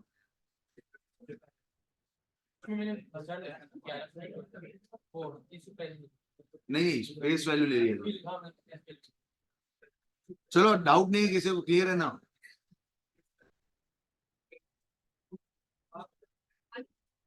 आगे पहले एरर हुआ था.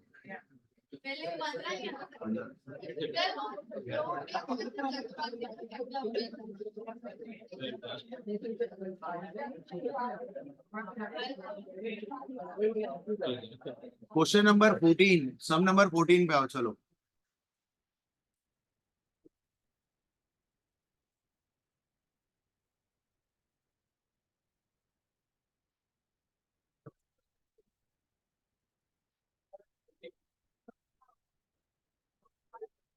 चलो रीड करना आप लोगों. सम नंबर 14 रीड करना. किसी को कुछ पूछना है, डाउट आ रहा है कुछ कैलकुलेशन में? एकदम क्लियर समझ में आ रहा है? चलो सम नंबर 14 देखो, अब डाउट आएगा. A company is considering, easy है, इतना कॉम्प्लिकेटेड नहीं है, but only challenge is what, ये सम आपको टोटल में चलाना पड़ेगा. ठीक है, आप वो पर डिबेंचर ऑपरेट नहीं कर पाओगे. So the company is considering raising funds about 100 lakh by one of the two alternative.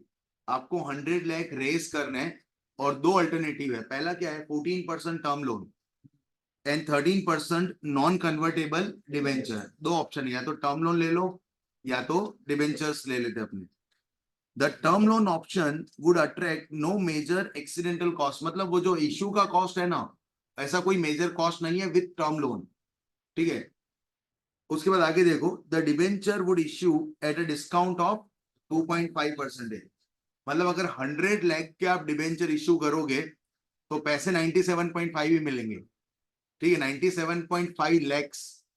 ठीक है, वो 100 लाख है, उसका फेस वैल्यू दिया ही नहीं है आपको. क्लियर है? मतलब पर debenture value is not given, आपको टोटल में चलाना पड़ेगा. And would involve a cost of issue of rupees 1 lakh. तो ये एक तो 2.5% डिस्काउंट है, तो इश्यू कितने पे होगा? 97.5 पे, और उसमें भी 1 लाख का फ्लोटेशन कॉस्ट है, तो 96.5 ही हाथ में आएगा. इंटरेस्ट किस पे देना पड़ेगा? 100 पे. अयो पे समझ आ रहा है? Advise the company as to the better option based on the effective cost of capital. Assume tax rate equal to what? 50%. तो अपने जो बात नहीं कर रहे कि what is the exact use of cost of capital, तो दो यूज है. एक तो प्रोजेक्ट इवैल्यूएशन में, और दूसरा मल्टीपल सोर्स हो तो उसमें से एग्जैक्ट कौन सा सोर्स चीपर है वो कैलकुलेट करने के लिए. तो ये एकदम सम फिट बैठता है, इसकी एप्लीकेशन के लिए फिट बैठता है. आपको क्या निकालना पड़ेगा? You have to calculate cost of term loan and cost of debenture, clear है। और इफेक्टिव कॉस्ट जिसका कम आएगा ना उसको अपने यस कहने वाले हैं, क्लियर है। करो चलो आप एक बार ट्राई करो। हाँ परफेक्ट। ये सम टोटल में चलेगा, आप इसमें पर डिवेंचर नहीं ऑपरेट कर पाओगे। कहां दिया फेस वैल्यू पर डिवेंचर? रुपीज इन लैक्स, 100 लिख दो ना, क्या फर्क पड़ता है। 100 लाख पूरा लिखने की कहाँ जरूरत है। डिवेंचर सही है। क्या है उसका कॉस्ट? 6.74। और टर्म लोन का टर्म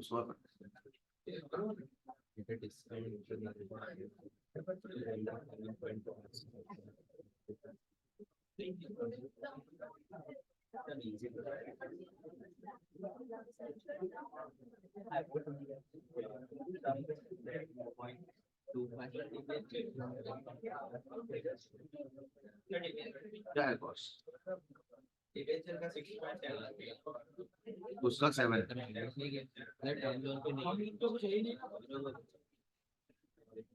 क्या दिया? डिस्काउंट 2.5 है तो वो नहीं फ्लोटेशन कॉस्ट नहीं, वो डिस्काउंट। एक टर्म लोन का 7.47 आएगा एग्जैक्ट, और उसका 6 पॉइंट समथिंग आएगा।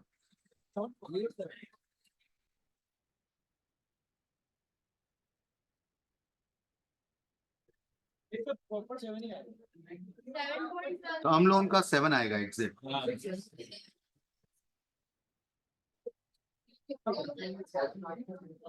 क्या करा? 7 ही है।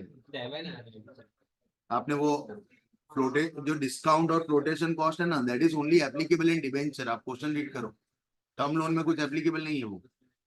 चलो ध्यान देना आप लोग। So cost of term loan ये भी केडी है, डेट कॉस्ट ऑफ डेट ही हुआ ये भी। तो interest amount into 1 minus T upon net proceeds into 100। मतलब टर्म लोन भी तो डेट ही है। आयो समझ में आ रहा है? ओके अब ध्यान देना, चलो यहाँ पे ध्यान देना। टर्म लोन का अमाउंट कितना है, कितने का लोन रेज होना है? 100 लाख। और एकदम कैटेगरिकली मेंशन है that term loan option would attract no major accidental cost, मतलब कोई इश्यू का कॉस्ट नहीं है। तो लोन में जनरली होता भी नहीं है, सिर्फ वो प्रोसेसिंग फीस होती है और वो उनको बोलनी पड़ेगी, ठीक है। तो 100 लाख का आपने लोन लिया है, आपको पूरे 100 लाख नेट प्रोसीड्स में मिलने वाले हैं, ठीक है। कोई डिस्काउंट नहीं है, कोई फ्लोटेशन कॉस्ट नहीं है। सो दैट मीन्स आपको पूरे 100 लाख मिलेंगे। तो यहाँ पे डिवाइड बाय क्या हो रहा है? 100। मैं रुपीस इन लैक्स ऑपरेट कर रहे अपने, रुपीस इन लैक्स। तो 100 लाख पूरा लिखने की जरूरत नहीं, यू कैन राइट 100 ऑल्सो।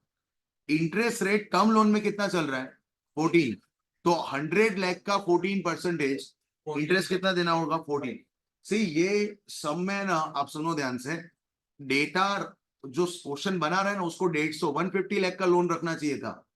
तो फिर आप 150 का 14%, इंटरेस्ट अमाउंट कितना आता है? 21 लाख। थोड़ा और कॉम्प्लिकेटेड होता, ठीक है। अभी तो क्या है कि जो रेट ऑफ इंटरेस्ट है उसी को आप यहाँ पे कॉपी कर रहे हो, क्योंकि लोन का अमाउंट 100 है। आई होप समझ में आ रहा है। तो इंटू 1 माइनस टी तो होगा ही। 1 माइनस टी कितना? 0.5। ओके तो न्यूमरेटर कितना हुआ? 7 अपॉन 100 इंटू 100। तो आंसर कितना है आपका? यह है आपका कॉस्ट ऑफ टर्म लोन, ठीक है। अब कॉस्ट ऑफ डिबेंचर्स,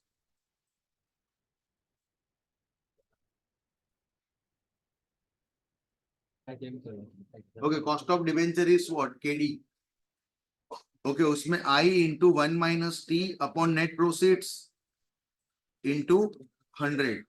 चलो एक बार ध्यान देना, नेट प्रोसीड्स में आपका लोन का अमाउंट है 100 लाख, मतलब डिबेंचर का टोटल अमाउंट कितना है? 100। बट क्या बोला है कि आपको 2.5% डिस्काउंट पे देना पड़ेगा। मींस आपका इश्यू प्राइस कितना आएगा? 97.5। मतलब अपने रुपीस इन लैक्स चला रहे हैं। 97.5 भी तो हाथ में नहीं आने वाला है। 1 लाख का क्या है आपका? फ्लोटेशन कॉस्ट, ये रहा। Involve flotation cost of rupees 1 lakh. तो यहां से 1 लाख और माइनस करो। अब क्वेश्चन ये आ रहा है कि इंटरेस्ट किस पे देना है? Interest is payable on face value, और फेस वैल्यू कितना है आपका? 100। तो 100 का 13%, इस बार 13 है ना। सो 13 लाख इंटू 1 माइनस 0.5 comfortable है and into 100 so that your answer will be in terms of percentage. Okay, numerator will be 6.5, 96.5 into 100. See, आप है ना, वापिस से बोल रहा हूँ, ये सब में आप लकी हो कि लोन का अमाउंट 100 है, आपको ये फील ही नहीं आ रहा है कि हम सम टोटल में चला रहे हैं, ठीक है, पर डिबेंचर चल रहा है ना, वैसा है, ठीक है, क्योंकि वो 100 रुपीज ही है. लोन का अमाउंट अगर 150 होता या 180 होता तो फिर आपको कैलकुलेशन थोड़ा कॉम्प्लिकेटेड लगता. क्लियर है? तो 6.5 डिवाइडेड बाय 96.5 इंटू 100, 6.74 आ रहा है आंसर.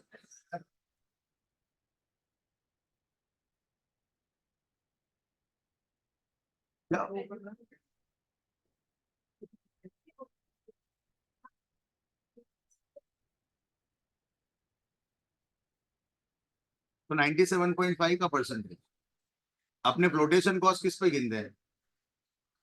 इश्यू प्राइस पे. तो इश्यू प्राइस अगर 100 के बदले आपका 97.5 है तो 97.5 का वो परसेंटेज है. अगर प्रीमियम पे होता है तो आप उसी का गिनते हो ना, वैसे डिस्काउंट पे हो तो भी उसी का गिनते. चलो आ रहा है सब. एक बार फाइनली एक लाइन लिखना पड़ेगा. अब उन्होंने एडवाइस पूछा है ना आपसे, ठीक है, वो लिखना पड़ेगा. देखो चलो, since cost of debenture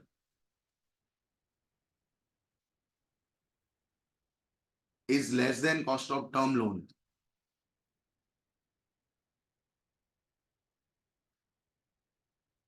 Since cost of debenture is less than cost of term loan, we should raise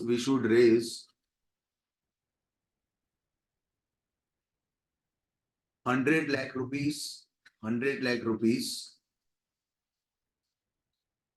through 13% debenture, through 13% है ये, to 13% debenture.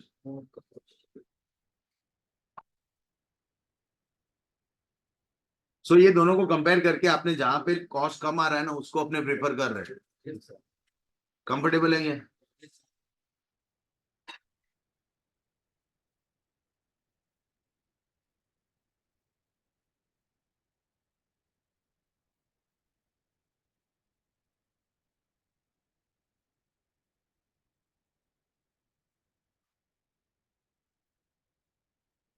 चलो आप है ना, नेक्स्ट हेडिंग लगाओ ना, कॉस्ट ऑफ रिडीमेबल डिबेंचर्स.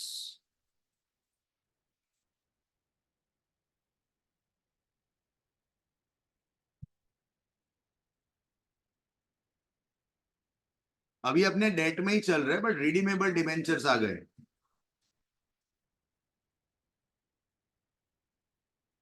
चलो अब ध्यान देना यहाँ पे, एक बार ध्यान देना आप लोग यहाँ पे. जनरली डिबेंचर रिडीमेबल कैटेगरी के ही होते हैं, ठीक है. वो आप इंडियन कॉन्टेक्स्ट में मैक्सिमम आप है ना 20 साल का डिबेंचर इश्यू कर सकते हो. अगर आप इंफ्रास्ट्रक्चर कंपनी हो तो 30 साल का, ठीक है. उससे बियॉन्ड आप परपेचुअल डिबेंचर इश्यू नहीं कर सकते. बट ग्लोबली वो अलाउड है, ठीक है. आप और कंट्री में चले जाओ तो परपेचुअल डिबेंचर, आपको एक बार डिबेंचर में पैसे देने और हर साल आपको इंटरेस्ट मिलता रहेगा. बोले कि सर पैसे वापस चाहिए तो मार्केट में जाके बेच दो, क्योंकि उसका ट्रेडिंग भी तो होता है. आयो समझ में आ रहा है? आपको जब चाहिए आप you can sell your debenture through market, but company पैसे वापस नहीं देती है. बट इंडिया में ऐसा नहीं है. इंडिया में जनरल डिबेंचर क्या होते हैं? रिडीमेबल. ठीक है. सो अगर कोई टाइमलाइन नहीं दिया है तो अभी जो हमने कर रहे थे ना, परपेचुअल मान के वैसे करना है. बट अगर उन्होंने ये बोला है कि with in 10 year it will redeem, तो फिर आपको थोड़ा कैलकुलेशन चेंज करना पड़ेगा. ठीक है. चलो चेंज क्या है, एकदम ध्यान से सुनना आप लोग. Suppose at T is equal to 0 आपने आज 100 रुपीज का एक डिबेंचर इश्यू करा है, ठीक है. फेस वैल्यू 100 और आपने इश्यू प्राइस भी 100 ही रखा हुआ है. वैसे इसमें भी हो सकता है कि आप प्रीमियम डिस्काउंट पे कर रहे हो, बट अपने सिंपल डेटा रखते हैं कि 100 रुपीज का डिबेंचर है, इश्यू प्राइस क्या है आपका 100, और इंटरेस्ट कितना दे रहे हैं अपने? Interest equal to 12%. और 12% किस पे देंगे? फेस वैल्यू पे. और पैरेलली एक टैक्स रेट चल रहा है दैट इज 50%. 40% रखते, चलो टैक्स रेट कितना चल रहा है 40, कंफर्टेबल है ये सब क्या काम है वो अपने को समझ में आ रहा है, क्लियर है। और कोई फ्लोटेशन कॉस्ट नहीं है, कोई फ्लोटेशन कॉस्ट आपके पास, या लेट से फ्लोटेशन कॉस्ट अगर है तो 5 रुपीज है सीधा, ठीक है, 5 rupees is a flotation cost, तो 100 रुपीज इश्यू प्राइस है और फेस वैल्यू भी वही है, और फ्लोटेशन कॉस्ट कितना है आपका 5, तो आपके हाथ में अभी कितने रुपए आएंगे 95, और रिडम्पशन है आफ्टर 10 ईयर्स, ठीक है, 10 साल के बाद आपको इसको रिडीम करना है। And what you have decided कि हम रिडीम करेंगे eight a premium of 10%, at a premium of, या एट अ प्रीमियम ऑफ 5%, चलो ना सिंपल रखते हैं, एट अ प्रीमियम ऑफ 5%, मतलब वापस कितने दोगे आप, 105 रुपए वापस देंगे, कंफर्टेबल है। 10 साल में आपको रिडीम करना है और 10 साल के बाद पैसे 105 रुपए वापस करने हैं। अगर ये रिडीमेबल नहीं होता ना तो स्टोरी कितना सिंपल है कि हम लोग यहाँ पे रखते हैं KD equal to what is the interest amount, तो 100 का 12%, 12 रुपए इंटू 1 माइनस 0.4 अपॉन 95, 95 सेट हो रहा है, 100 is the issue price minus flotation cost 5 into what 100, ठीक है, तो ऊपर ऊपर का कॉस्ट कितना आ रहा है 7.2 डिवाइडेड बाय 95 इंटू 100, 7.58। चलो ये कैलकुलेशन में प्रॉब्लम क्या है, अगर ये परपेचुअल होता तो अपना ब्रेन क्या चल रहा है कि हमने 100 रुपए में इश्यू करा था, 5 रुपए फ्लोटेशन के गए, हमारे पास 95 रुपीज यूज करने के लिए आ रहे हैं और उसके सामने इंटरेस्ट 12 रुपए दे रहे हैं, बट टैक्स बेनिफिट कट के अपने को नेट नेट कितना कॉस्ट पड़ रहा है 7.2, 7.2 rupees is an outflow per annum, और we are using 95 rupees from debentures, ठीक है, वो 95 रुपीज आप डिवेंचर वालों की यूज कर रहे हो, तो परसेंटेज में आपका कॉस्ट आ रहा है 7.58। बट अभी रिडीमेबल में प्रॉब्लम क्या है कि जब आप रिडीम करोगे तब पैसे देने पड़ेंगे वापस, सी जो लिया है ना उसको वापस देने में कोई प्रॉब्लम नहीं है, बट जो एक्स्ट्रा देना पड़ रहा है, आपने अभी आपके हाथ में कितने आए 95, 100 नहीं आए, आपके हाथ में आए 95, अब जब आप वापस करोगे तब कितने पैसे दोगे 105, तो ये 10 रुपए भी तो आपका कॉस्ट है, हर साल जो इंटरेस्ट दे रहे हो, वैसे इंटरेस्ट 12 रुपए दे रहे हैं, बट इफेक्टिवली वो कितना पड़ रहा है 7.2, क्योंकि वो टैक्स बेनिफिट मिल रहा है, तो 7.2 तो आपका खर्चा है ही, प्लस जो रिडीम, जब आप रिडीम करोगे तो 10 रुपए एक्स्ट्रा देने हैं, तो वो भी तो आपका कॉस्ट है, और वो 10 रुपए कौन से साल का खर्चा है, 10वें साल में जाके खर्चा करेंगे वो, कि वो भी इवन आउट करना पड़ेगा, इवन आउट करना पड़ेगा ना, हर साल आपको एक एक रुपया ऐड करना पड़ेगा आपके फंडिंग, आप है ना 12 रुपए भले दे रहे हो, बट 1 रुपया आप एक्स्ट्रा दे रहे हो किसका, जब आप रिडम्पशन करोगे प्रीमियम पे, तो जो 10 रुपए एक्स्ट्रा देने हैं उसके लिए हर साल 1 रुपए का आपको रिजर्व करना पड़ेगा, आइयो समझ में आ रहा है। सो that is the new challenge in your question, और आपको उसको एकोमोडेट करना पड़ेगा फॉर्मूला में, तो एक बार लिखना नहीं, मैं आपको नया फॉर्मूला बता रहा हूं, that is the cost of debt in case of redeemable debenture, लिखना नहीं आपको, एक बार ध्यान देना। सो केडी इक्वल टू ध्यान देना, इंटरेस्ट इंटू 1 माइनस टी, ये तो ऐसे ही चल रहा है, plus RV is a redemption value minus NP is a net proceeds divided by N, clear है, ये हो गया ना अपने जो बात कर रहे थे, होल डिवाइडेड बाय एक थोड़ा अलग डिस्कशन है, डिवाइड बाय क्या करना है, अपना फील कहता है कि नेट प्रोसीड्स, बट एक्चुअली उसमें चेंज है थोड़ा, क्लियर है, खैर अपने एक बार वो देखते बाद में, पहले इसको देख ले अपने। ओके, इंटरेस्ट कितना था आपका 12, ये समझ में आ रहा है, 12 आपको किस पे देना है फेस वैल्यू पे, into 1 minus T was 0.4, plus RV कितना था 105, माइनस नेट प्रोसीड्स अपने हाथ में कितने आए थे 95, 100 नहीं आए थे 95 ही आए थे, so 95 divided by N is number of years, so ये हो गया 10, ठीक है, अभी डिनोमिनेटर ऑपरेट नहीं हो रहा है, सो 12 इंटू 0.6 वो कितना आ रहा है 7 पॉइंट, ये तो नया सीखे ही नहीं है, ये तो आ ही रहा है, 12 को आपने पोस्ट टैक्स कर दिया, और ये कितना आ रहा है 105 माइनस 95 अपॉन 10, 1 रुपीज। एक डाउट क्या आ सकता है, सुनना ध्यान से, कि जो 12 रुपए है उसको पोस्ट टैक्स करा इसको क्यों नहीं करा? इसको इसलिए नहीं करा बिकॉज ये अमाउंट आपको पीएनएल में डेबिट करने नहीं मिलने वाला है।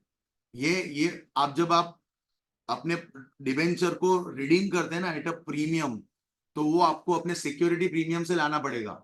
आप थोड़ा बहुत बायबैक में ऐसा सीखे हो, क्लियर है? सो ये अमाउंट आप अपने पीएनएल में डेबिट नहीं कर सकते एज अ इंटरेस्ट, ठीक है? इंडियन कॉन्टेक्स्ट में नहीं कर सकते, ग्लोबली ये भी डेबिट करने मिलता है, ठीक है? क्योंकि ये भी वन काइंड ऑफ इंटरेस्ट ही है। हम लोग जो पैसे ज्यादा दे रहे हैं, आप समझो एक बार ध्यान से, हाँ, अगर आप कनेक्ट कर पा रहे हो डॉट्स तो, कि मैं 100 रुपए इश्यू में कर रहा हूं और 105 दे रहा हूं मैं, क्लियर है? तो जनरली ये क्यों दिया जा रहा होगा, आप ध्यान से सुनना। मान लो मार्केट में, एक बार सुनो ध्यान से, मार्केट में इंटरेस्ट रेट क्या चल रहा है? 10%, क्लियर है? और हम लोग 100 रुपए वाला शेयर 100 रुपए में इश्यू करें और रिडीम 100 में करें। इट मीन्स हम लोग क्या कर रहे हैं? इंटरेस्ट नॉर्मल पे कर रहे हैं कि आप 10-10% जो मार्केट में चल रहा है ना वो पे कर लो, क्लियर है? दूसरा तरीका क्या है कि हम उनको क्या बोल रहे हैं कि 100 वाला डिबेंचर है, इश्यू हम 100 में कर रहे हैं, बट हम रिडीम करेंगे 120 में। रिडीम कितने में करेंगे? 120 में। बट प्रॉब्लम क्या है कि जो मार्केट में ये 20 रुपए एक्स्ट्रा दे रहे हैं ना, तो मार्केट में जो 10% चल रहा है ना उसकी जगह हम आपको 8% इंटरेस्ट देंगे। मतलब मेरे को शौक थोड़ी आ रहा है 20 रुपए एक्स्ट्रा देने का, उसको कहीं ना कहीं तो कंपनसेट करेंगे अपने। तो मार्केट में नॉर्मल रेट चल रहा है 10, बट हम आपको 8 देंगे। बट आपको दुखी नहीं होना है, हमको 20 रुपए आपको एक्स्ट्रा मिलना है at a time of redemption. तो ये तो बात तो वही हो गई ना घूम फिर के, कि इंटरेस्ट रेट कम दिया और आपने रिडम्पशन प्रीमियम दे दिया। दूसरा, आप सुनो ध्यान से, दूसरा तरीका क्या है कि ये 10 चल रहा है मार्केट में, हम 100 वाला डिबेंचर आपको 80 रुपीज में दे देते हैं। इश्यू कितने में कर रहे हैं? 80 में। और रिडीम कितने में करेंगे? 100 रुपए में। ये भी तो इनडायरेक्टली 20 रुपए आपने ज्यादा दे दिए हैं। हाँ, बट उसको कंपनसेट करने के लिए क्या होगा? इंटरेस्ट रेट कम होगा, इंटरेस्ट रेट आपका 8 होगा। इससे उल्टा भी हो सकता है कि 100 वाला डिबेंचर है, हम इश्यू कर रहे हैं 120 में, इश्यू कितने में कर रहे हैं? 120, वापस कितने में देंगे? 100 में। बट मार्केट रेट अगर 10% चल रहा है ना, तो हम आपको 12% देंगे। क्यों 12 दे रहे हैं? क्योंकि 20 रुपए एक्स्ट्रा लिए आपसे, रिडम्पशन तो 100 पे ही करना है। तो ये सारे अरेंजमेंट हो सकते हैं। ये अरेंजमेंट कैसे है कि कंपनी को कैसे पैसे रिक्वायर्ड है और इन्वेस्टर कैसे पैसे रिटर्न लेना चाह रहे हैं। लेट्स से इन्वेस्टर को ऐसा है कि एक बार प्रीमियम ले लो बट रेगुलर इनकम मेरा ज्यादा होना चाहिए, मतलब इंटरेस्ट मेरा ज्यादा आना चाहिए। तो वो इस तरीके से प्रीमियम पे इश्यू करवाते हैं और रेगुलर इनकम उनका ज्यादा आएगा। कोई क्या बोलेगा कि रेगुलर इनकम भले कम आए बट एक साथ आप पैसे जब दो ना तब 20 रुपए एक्स्ट्रा देना। आज 10 के बदले 8-8 रुपए दे दो, बट जब रिडीम करो ना तो 100 के बदले 120 दे देना। ये सब कुछ सेटलमेंट हो सकता है। और आप ध्यान से समझो, अगर तो ये 100 के बदले जो 120 दे रहे हैं अपने, उसको आपने कंपनसेट करा होगा किसमें? इंटरेस्ट रेट कम रख के। तो ये जो 20 रुपए दिए रहे अपने, वो भी तो इंटरेस्ट कॉस्ट है, वन काइंड ऑफ इंटरेस्ट ही है ना। 10 के बदले 8 दे रहे हो, अगर आपने ये 20 रुपए का प्रीमियम नहीं रखा होता तो इंटरेस्ट कितना देना पड़ता आपको? 10 रुपए। तो जब आप एक 20 रुपए का प्रीमियम दे रहे हो तो इंटरेस्ट तो 8 ही डेबिट होगा पीएनएल में। तो ये जो 20 रुपए है उसको भी पीएनएल में डेबिट करने मिलना चाहिए, क्योंकि it is also one kind of interest. But Indian context में ये आपको पीएनएल में डेबिट करने नहीं मिलता है, ग्लोबली मिलता है, क्लियर है? क्योंकि लॉजिकली ये भी इंटरेस्ट ही है। आई होप ये समझ आ रहा है कि ऊपर से जा रहा है, ऊपर से जा रहा है। कितने लोग मिक्स हो गया? चलो ध्यान दो,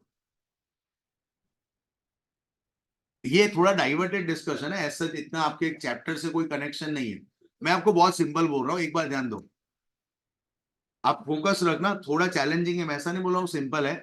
अगर आपको वो वैल्यूएशन का गेम समझ आया ना कि how exactly value of debenture will quantified, तो ये बहुत इजीली समझ आएगा। अपने ना नॉर्मल सिचुएशन रखते हैं। नॉर्मल सिचुएशन क्या है कि आपका जो इंटरेस्ट रेट मार्केट का है, जो आपकी कैटेगरी, आप जो डिबेंचर इश्यू करना चाह रहे हो ना, उस पे इंटरेस्ट रेट क्या चल रहा है? 10%। तो नॉर्मली क्या होगा कि अपना जो फेस वैल्यू है वो है 100, अपने उसको इश्यू प्राइस रखे 100 और रिडीम भी करे, रिडम्पशन वैल्यू क्या है? 100। ये कोई अपने वो नया डिस्कशन कर ही नहीं रहे, बहुत सिंपल, जो अपने को समझ आ जाए वैसी बात है।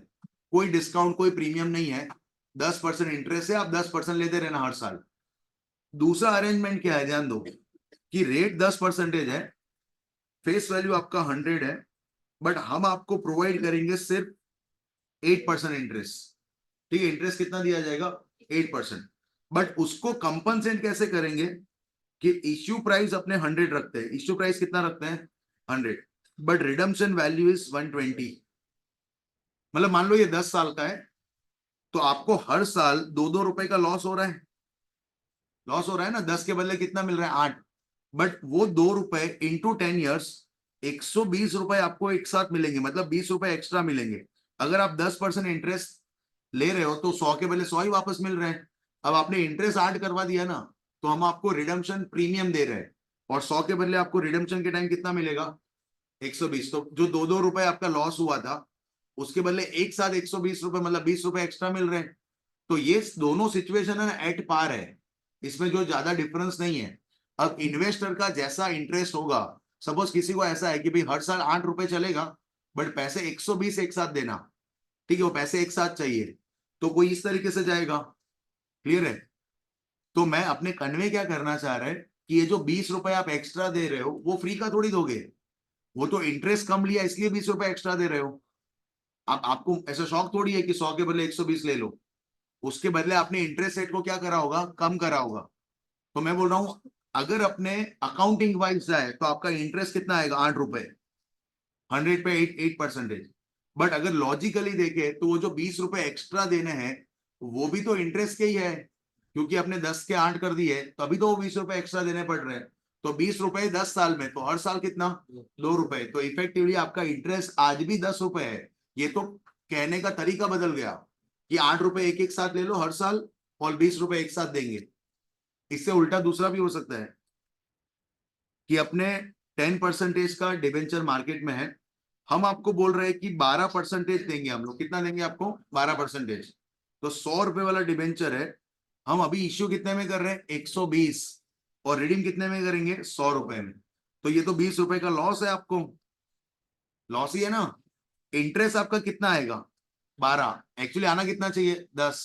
अब आपका अकाउंटिंग इंटरेस्ट में 12 रुपए पीएनएल डेबिट करने देगा, बट अगर ओवरऑल कॉन्टेक्स्ट में देखो ना आप, तो 12 रुपए आपका इंटरेस्ट है, बट 2 रुपए आपको कैपिटल में बच भी तो गए, क्योंकि आपने लिए 120, वापस कितना करोगे 100, तो वो 2 रुपए माइनस करे, तो इफेक्टिव इंटरेस्ट कितना आना चाहिए 10। ये तरीके, आप इस तरीके से जाओ या ये दो तरीके से जाओ, बात वही हो रही है। ठीक है, वो तो सिर्फ वो कहने का स्टाइल चेंज हो गया है। कंफर्टेबल है ये? अनफॉर्चुनेट पार्ट ये है कि ये जो कैपिटल में डिफरेंस है ना, डिस्काउंट एंड प्रीमियम, वो इंडियन कॉन्टेक्स्ट में आपको पीएनएल में डेबिट करने नहीं मिलता है। इस वजह से अपने 1 - T इस पे नहीं कर रहे। ये जो आप फॉर्मूला अभी कर रहे थे कि भी 12 रुपए का तो इंटरेस्ट है ही, क्लियर है, और ये जो 105 - 95 10 रुपए जो आप एक्स्ट्रा दोगे डिवाइडेड बाय 10 पर ईयर कितना आ रहा है 1 रुपी। अगर आप ग्लोबल कॉन्टेक्स्ट में पकड़ो तो इसमें भी 1 - T होता है, बट अपने क्योंकि इंडियन कॉन्टेक्स्ट के हिसाब से आंसर्स करने हैं, तो मैंने उस पर टैक्स बेनिफिट काउंट नहीं करा है, 12 रुपए पे आपने काउंट करा हुआ है। क्लियर है? मैंने आपको क्या एक्सप्लेन करा कि ये 1 - T क्यों होना चाहिए वो करा है, इंडियन कॉन्टेक्स्ट में तो नहीं कर रहा है, जो अपने को सीधा समझ में आता है कि ये तो थोड़ी पीएनएल में डेबिट होगा, ये तो प्रीमियम से आएगा, ये सिक्योरिटी प्रीमियम से आएगा, तो 1 - T इस पे नहीं होने वाला है। मैं आपको वापस से बोल रहा हूं, अगर आपको ये समझ आया ना, तो यू आर ऑपरेटिंग, मतलब एक लेवल ऊपर ऑपरेट कर रहे हैं। अपने नहीं समझ आया ना तो अपने नॉर्मली ऑपरेट कर रहे हैं, जो एकदम प्रॉपर है, कोई प्रॉब्लम नहीं है। ठीक है, अगर आपको ये नहीं समझ आया तो क्लियर है। चलो ये सेट हो रहा है 7.2 + 1 into hundred so that we get answer in terms of percentage. Clear है? डिवाइड बाय अपने क्या लिखते हैं, न्यूमरेटर में लिखते हैं कि कितना पेमेंट कर रहे हैं, तो 12 रुपए कर रहे थे, उसको पोस्ट टैक्स करा तो 7.2 + 1 रुपी आपने ऐड करवाया। डिवाइड बाय आप क्या लिखते हो कि कितने पैसे हम यूज कर रहे हैं, ठीक है, और उसका जो फीलिंग है, उसका जो इंट्यूशन है वो है कि नेट प्रोसीड्स आना चाहिए, बट इसका करेक्ट आंसर है नेट प्रोसीड्स नहीं, RV + NP divided by 2, that is your denominator. ये क्यों आया वो अपने डिस्कस करते हैं, बट आपका न्यूमरेटर कितना होगा 8.2, 8.2 ना, आरवी कितना था 105 + 95 divided by 2 into 100, so 8.2 divided by what 100 into 100, तो आंसर कितना आ गया 8.2। एक बार मैं फॉर्मूला लिखता हूं, एक बार ध्यान देना, चलो वापस से फॉर्मूला लिख रहा हूं,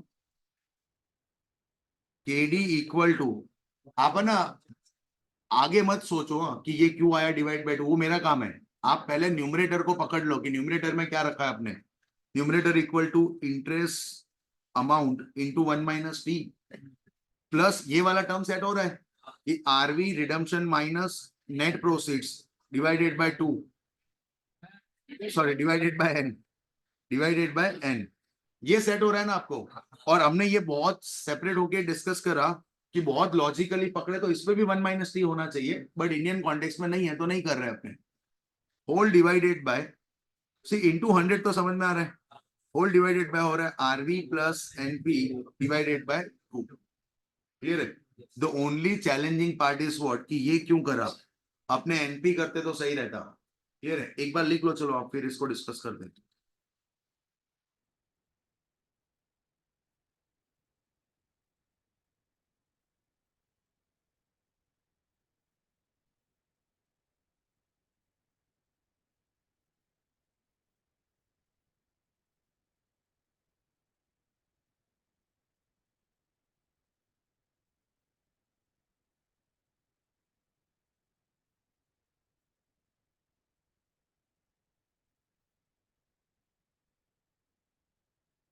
हो गया कंप्लीट। एक बार है ना वो एब्रीवेशंस लिख लो, RV means redemption value,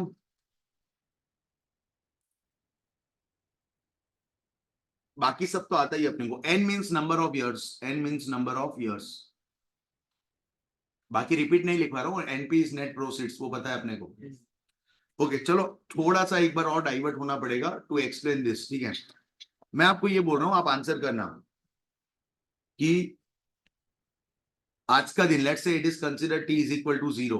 clear है, अपने स्टार्ट कर रहे हैं ना, आज का दिन डे 1 है, बट अपने स्टार्ट कर रहे हैं तो उसको 0 मानेंगे। तो हर दिन मतलब अगले 10 दिन तक, लेट्स से हर दिन आपको कोई 10,000 रुपए दे रहा है, ठीक है, आपको जो करना है करो, मतलब डे एंड में देगा, ध्यान से सुना, डे एंड में दिन खत्म होगा। आज पहला दिन है, लेट से आज अपने मॉर्निंग स्टार्ट करा, that is T is equal to 0, आज का दिन खत्म होगा मतलब पहला दिन खत्म हो गया। क्लियर, डे का स्टार्टिंग, फर्स्ट ईयर का स्टार्टिंग क्या होता है, 0। वैसे डे का स्टार्टिंग क्या है, 0। फर्स्ट डे के एंड पे यू विल गेट 10,000, और आपको 10 दिन तक डेली बेसिस पे आपको 10,000 रुपए मिलते रहेंगे।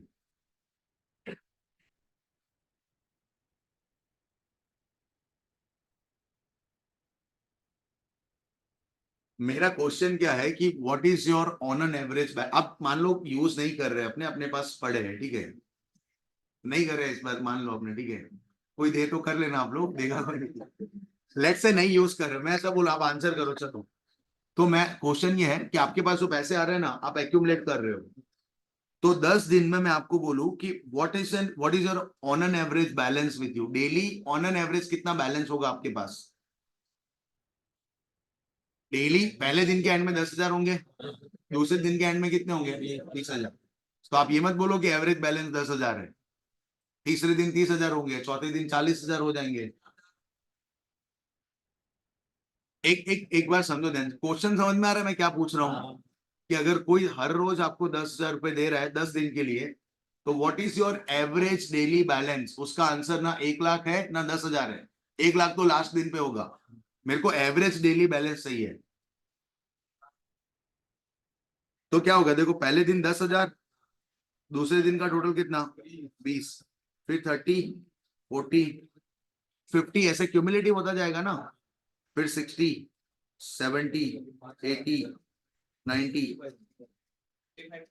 50, 55,000 कैसे लाया आपने।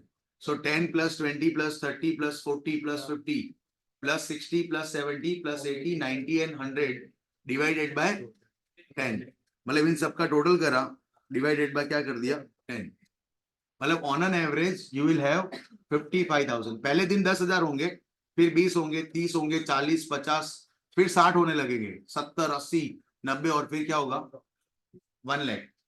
55,000 is not the correct answer. क्यों करेक्ट आंसर नहीं है, ध्यान से सुनना आप लोग। आपने ये गिन लिया है कि पहले दिन मेरे पास 10,000 होंगे, एक्चुअली पहले दिन के एंड में 10,000 आएंगे, ठीक है, स्टार्टिंग में क्या होगा, 0।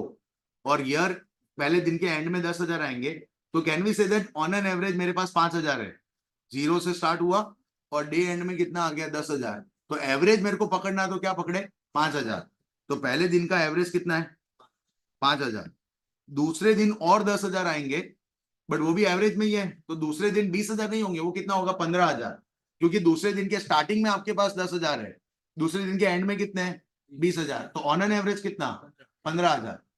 आईओ पे सेट हो रहा है कि नहीं सेट हो रहा है? आपने जो अभी करा ना 10 20 30 ये तो रॉन्ग हो गया ना, क्योंकि वो तो यार डे एंड का बैलेंस है, मेरे को एवरेज डेली बैलेंस चाहिए, तो डे एंड का बैलेंस मत बताओ, थ्रू आउट द डे क्या था वो बताओ, तो थ्रू आउट द डे तो क्या होगा 5,000, अपने 0 भी नहीं ले रहे और 10 भी नहीं ले रहे, एवरेज क्या करते अपने 5,000, कंफर्टेबल है ये।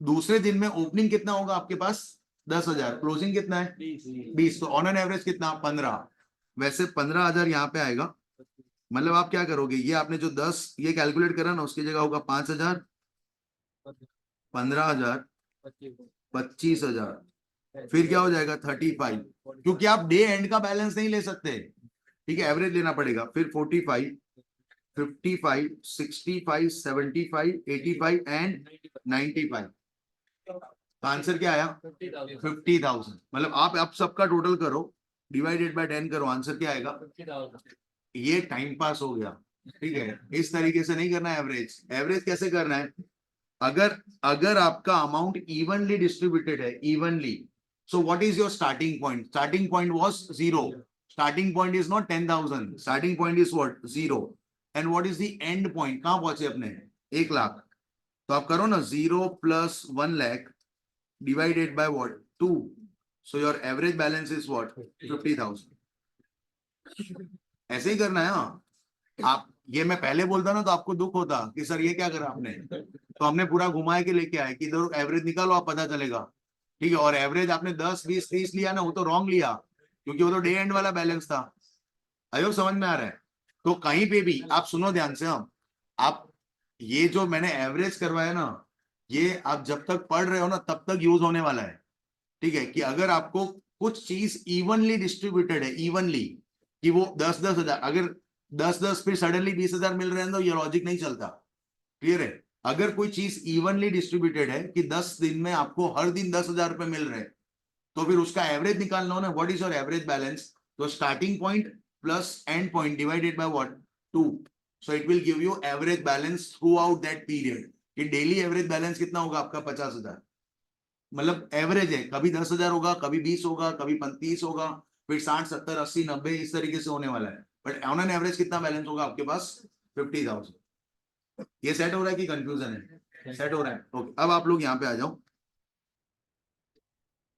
आपने 100 रुपए वाला डिबेंचर इश्यू करा है, एक बार ध्यान देना आप लोग, 100 रुपए वाला डिबेंचर इश्यू करा है जिसपे 12 रुपए हम इंटरेस्ट दे रहे हैं, बट इंटरेस्ट को अगर पोस्ट टैक्स करते हैं तो अपना कॉस्ट कितना आ रहा है सिर्फ 7.2, ठीक है 7.2 आपका पोस्ट टैक्स करके कॉस्ट आ रहा है, फिर आपने क्या बोला कि 7.2 में 1 रुपी ऐड करो, ये खर्चा ही है क्योंकि उनको ज्यादा देना है आपको वापस, क्लियर है, ओके, हम डिवाइड बाय क्या कहना चाह रहे हैं कि numerator is all about what you are paying to debenture holder, and denominator मतलब आप कितने पैसे यूज कर रहे हो, तो अपना जो पहला थॉट आ रहा है ना वो क्या है कि हम 95 रुपीज यूज कर रहे हैं, that is our net proceeds, कितने साल चलेगा ये 10 साल, मेरा आपसे क्वेश्चन क्या है कि ये जो अपने 10 साल को यहां प्लॉट करें,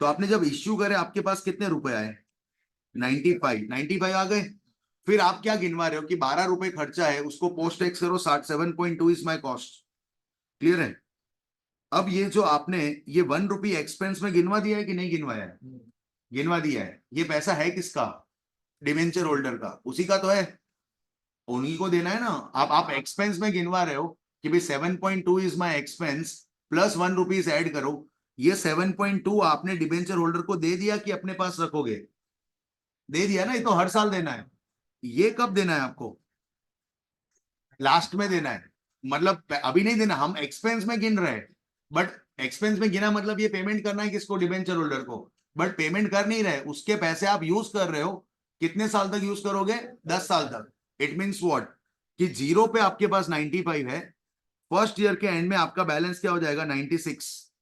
1 रुपया उसी का तो है, आपने एक्सपेंस में गिनवा दिया, वो आपका एक्सपेंस है बट पेमेंट नहीं हुआ, तो वो आप ही तो यूज करोगे उसको। 96 करते करते ये पैसे 10th ईयर में कितने हो जाएंगे, मतलब 10 साल में 10 रुपए ऐड हो जाएंगे। So on an average what you are using 95, और 95 is a starting point and 105 is a ending point. So 95 plus 105 divided by 2, on an average you are using what 100 rupees। वो डिबेंचर के ही तो है, ठीक है। आप एक्सपेंस में गिनवा रहे हो तो फिर दे दो उनको, बट दोगे कब 10 साल बाद, तो इसका मतलब आप यूज कर रहे हो उसको। So denominator is all about what exactly you are using. आप 95 नहीं यूज कर रहे हो, 95 तो आपने उसके लिए थे, फिर हर साल जो 1-1 रुपया उनको देना है वो दोगे लास्ट में, बट यूज तो कर रहे हो आप ही 10 साल तक। तो दैट इज द रीजन कि आपके डिनोमिनेटर में क्या है, RV 105 plus 95 divided by what 2। Clear है ये? So that is reason for that average of, ठीक है। एवरेज क्यों करा आपने, कंफर्टेबल है नहीं है? चलो यहां तक रखते हैं अपने, और नेक्स्ट लेक्चर में we will start a sum of redeemable debentures.